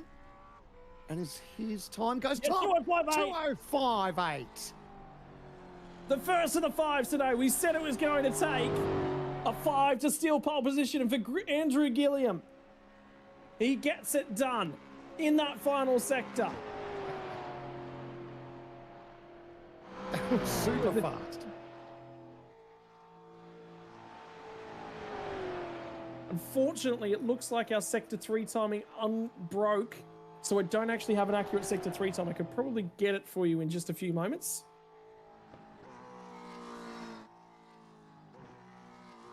But for Zach Rattray White, car number 17, one of the men with the heftiest schedule for the weekend. He climbed out of this supercar, climbed on board a Porsche car, and back into the supercar for a lap inside the shootout. His first ever shootout. How's that? Good way of prepping for race miles, isn't it? For Bathurst. Obviously cutting some laps here in the Porsche and now jumping back into the supercar.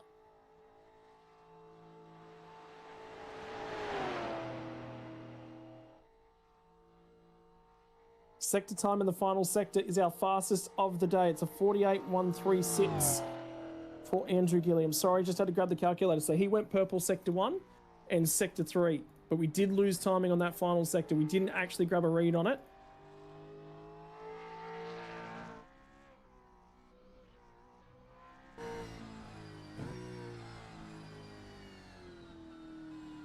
Now he's prepped. He turns in. It's getting that power to the ground now. All eyes are now onto turn 1. Downshift was good. Turn is good. His exit, not too bad, considering some of the fastest times that we've seen. Some of the drivers there on exit, the cars have got away from it a little bit, so take nothing away there from Zach.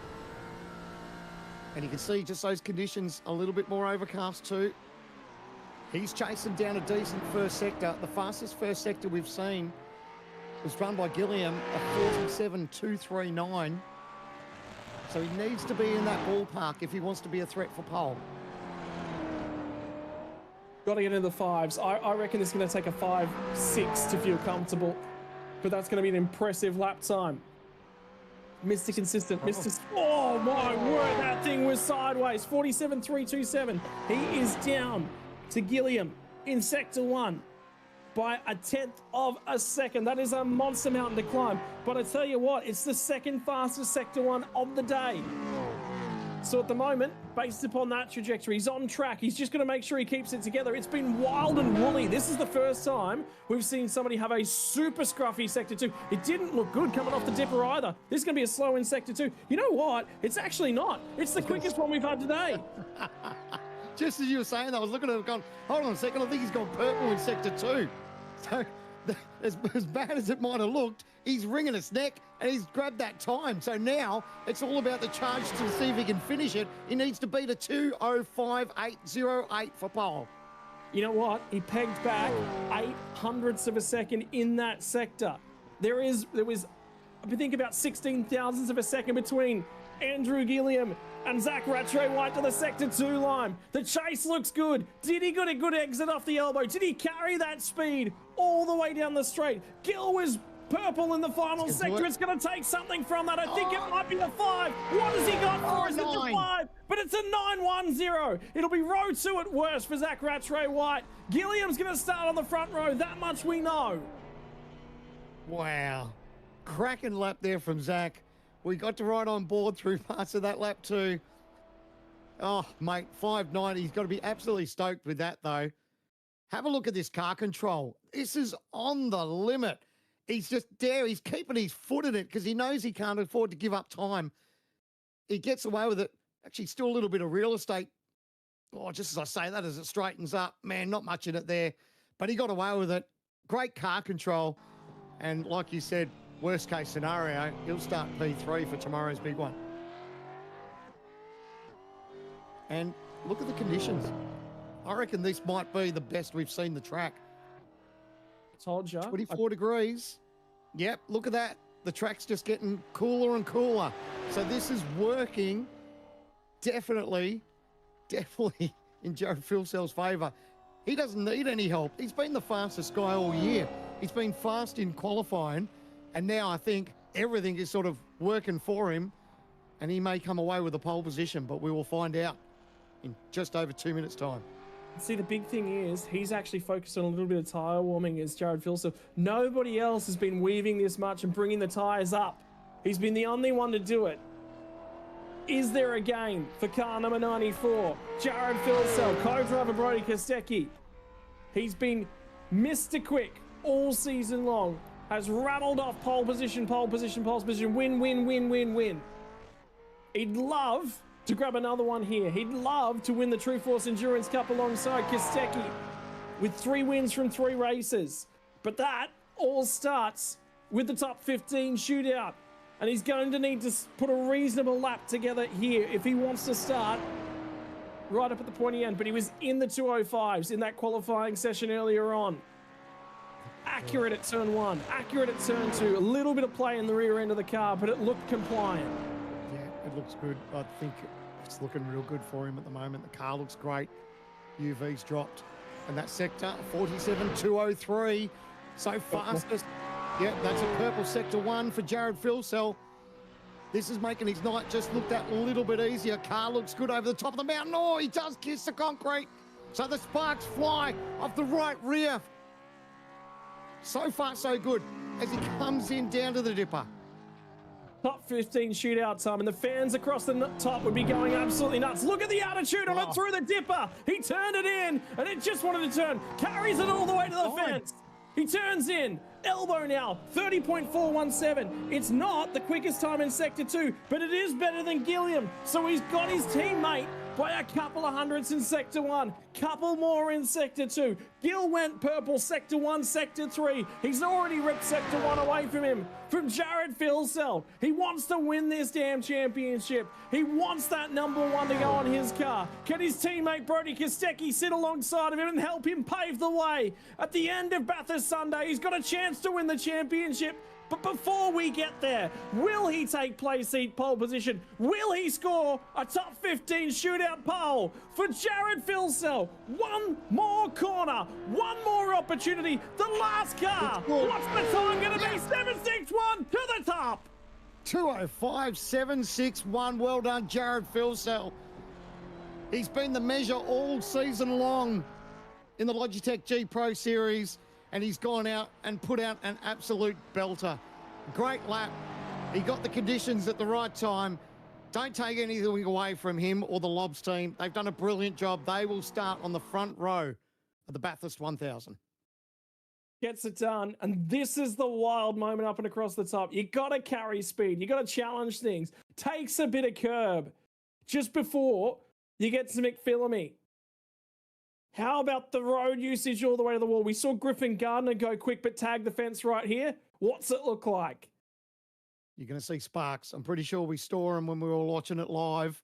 And sure enough, tell you what, that's probably just the rim, just the wheel rim, just buffing up against the concrete. And that's where the sparks came from. It was just a tremendous lap. He did everything right. And, mate, he starts in the best possible position in P1 with his teammate alongside. It's going to be a heck of a race, the big one, the Bathurst 1000 tomorrow.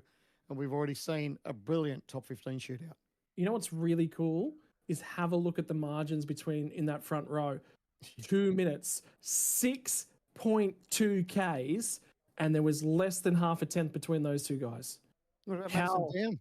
Madison Down started 15th coming into this one. He'll come out 7th for the start. Yeah, so he's going to be the biggest gainer. The other ones as well, I think, has got to be probably Jake Maloney. Josh Anderson's a little bit of a loser out in that one, but Adam Briggs as well goes from 13th to 10th, so he gains 3 spots in terms of qualifying. So your grid for tomorrow's Bathurst 1000 to kick off at 11 a.m. Australian Eastern Daylight Savings Time. Jared Filsell takes pole position. That's the story. That's been the story all season long. From Andrew Gilliam, Zach Rattray-White from Griffin Gardner, Brady Myers and James Scott on row 3. Then it's all the Trans-Tasman boys that got the benefit of the conditions. And there'll be debates about whether there's divine help in this one. Madison Down from Jake Maloney, Josh Anderson from Adam Briggs to round out the 10. Damon Woods will be a little bit annoyed with that lap to be a little bit further back. Didn't quite put it together, as did Ethan Grigg, Bo Albert, Matt Bowler, and Dylan Rudd. Ruddy came into this one 9th, leaves in 15th. Gee, he won't be happy. He'll be a little bit annoyed with that one. Well, look, at the end of the day, it's the biggest race of the season. It's the Bathurst 1000. So obviously everyone wants pole position, but at the end of the day, there's a lot of people that didn't qualify for this race altogether. So the best part is they're on the grid, and it's a very long race tomorrow. And the man of the moment, Jared Filsell, onboard car number 94, mate. Qualifying went your way. Car looked quick in there. I think that was probably a lot more of a tricky session than the qualifying session earlier on. Everyone I messaged got a response from said, yeah, look, conditions were a little bit difficult to read. Track state, we didn't quite know what we were going into. How was the confidence level heading into that lap? And, mate, you've done it that many times before. I feel like the nerves wouldn't have been up there at all. You would have felt quietly confident. No, there's also always some kind of nerves with a shootout lap. You only get to do it once a year, unfortunately, but it makes it special. Yeah, no, that was pretty ballsy lap there. Gilly left me honest there. I knew his lap was really, really good after the first few sectors and whatnot. I didn't actually have a time in my dash to actually reference off, other than one that was pretty unrealistic, an unrealistic target. So yeah, that was a bit annoying to start the lap, but yeah, pleased to come away with the pole. I was pretty much crashing down the hill. That was pretty scary. Mate, looks like a challenge. We noticed that there was a little bit of contact just up and around the grate as well on the outside barriers and the wild ride down through the dipper. But hey, the lap's in the books. You've managed to grab that position. I guarantee you would have been thinking about the shootout all week long, but the focus has always got to be on that race. How does the race car stack up compared to that tomorrow?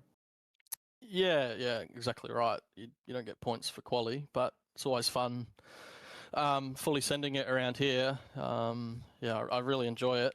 But yeah, the points are tomorrow, and to be honest, we didn't do much on the quali car. We spent a lot more time on the race car than the quali car because that's where the bills are paid.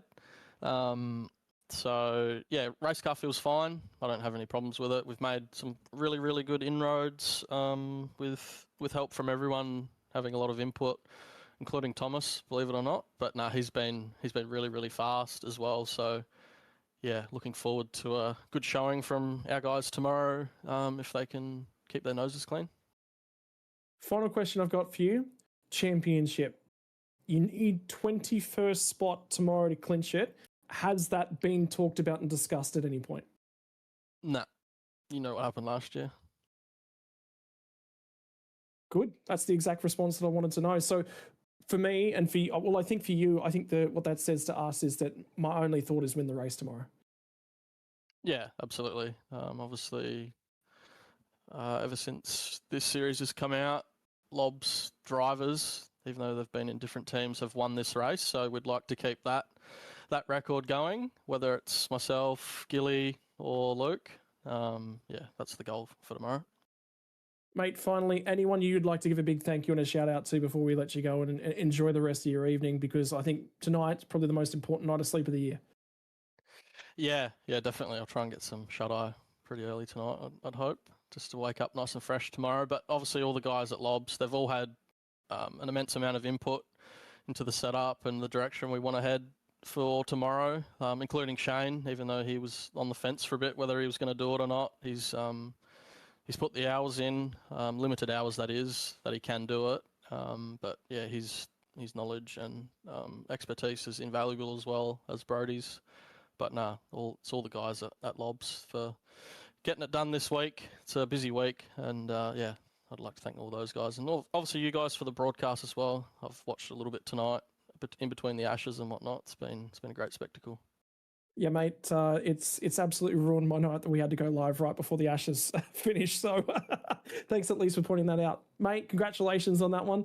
Enjoy, and I know that you'll be looking forward to that race tomorrow in the first lap. So go off, get some sleep, and enjoy the rest of the evening, brother. Yep, thank you. Well, 15 laps from the shootout have been run, and they are in the books. But it's exactly as he just said. The only thing that matters is 1,000 kilometers tomorrow. Logitech Logitech True Force Endurance Cup comes to its finale at, mate, let's just brag a little bit about how great this racetrack is. The best track on the planet. 1,000 kilometers, and the article this week I wrote was 1,000 reasons. It's 1,000 reasons it can go right, but it's also 1,000 reasons it can go wrong. Absolutely. It's definitely one of the hardest races to win, and anyone who's been lucky enough to do it knows how difficult it can be and how special it is to go away with a win too. So I'll be extremely jealous tomorrow when I know that all these drivers get a chance to line up and tackle the mountain, but excited and pumped to be in the commentary box to bring it to everyone around Australia and around the world with yourself, Scotty, and of course Jay behind the scenes. It's going to be a big one. It's our biggest broadcast. It's our biggest race of the year, and I can't wait. Yeah, it's so big we had to get an extra commentator in just to make sure that we're all comfortable to make the end of the race, because even we suffer from fatigue up here.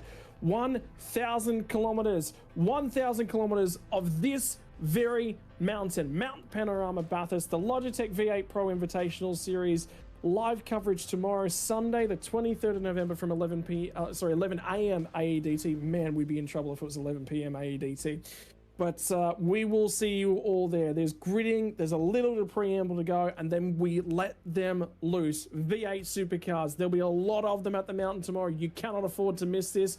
Do we crown a champion on the same day as we crown our Bathurst champion? You'll have to tune in tomorrow to find out. For now, ladies and gentlemen, on behalf of the Australian Sim Racing Group, on behalf of SimSpeed, the Comms Box, everyone that's been a part of this one, on behalf of the sponsors, Playseat, We decided our play seat pole position, the Gamesman and Logitech G. Ladies and gentlemen, we will see you tomorrow when we go racing for the Bathurst 1000.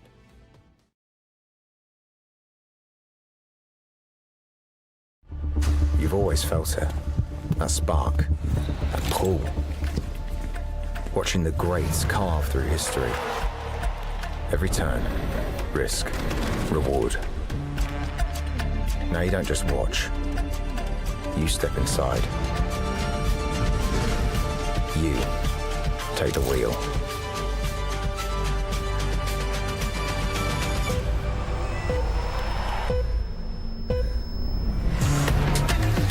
Together, we're breaking barriers between sim and sport.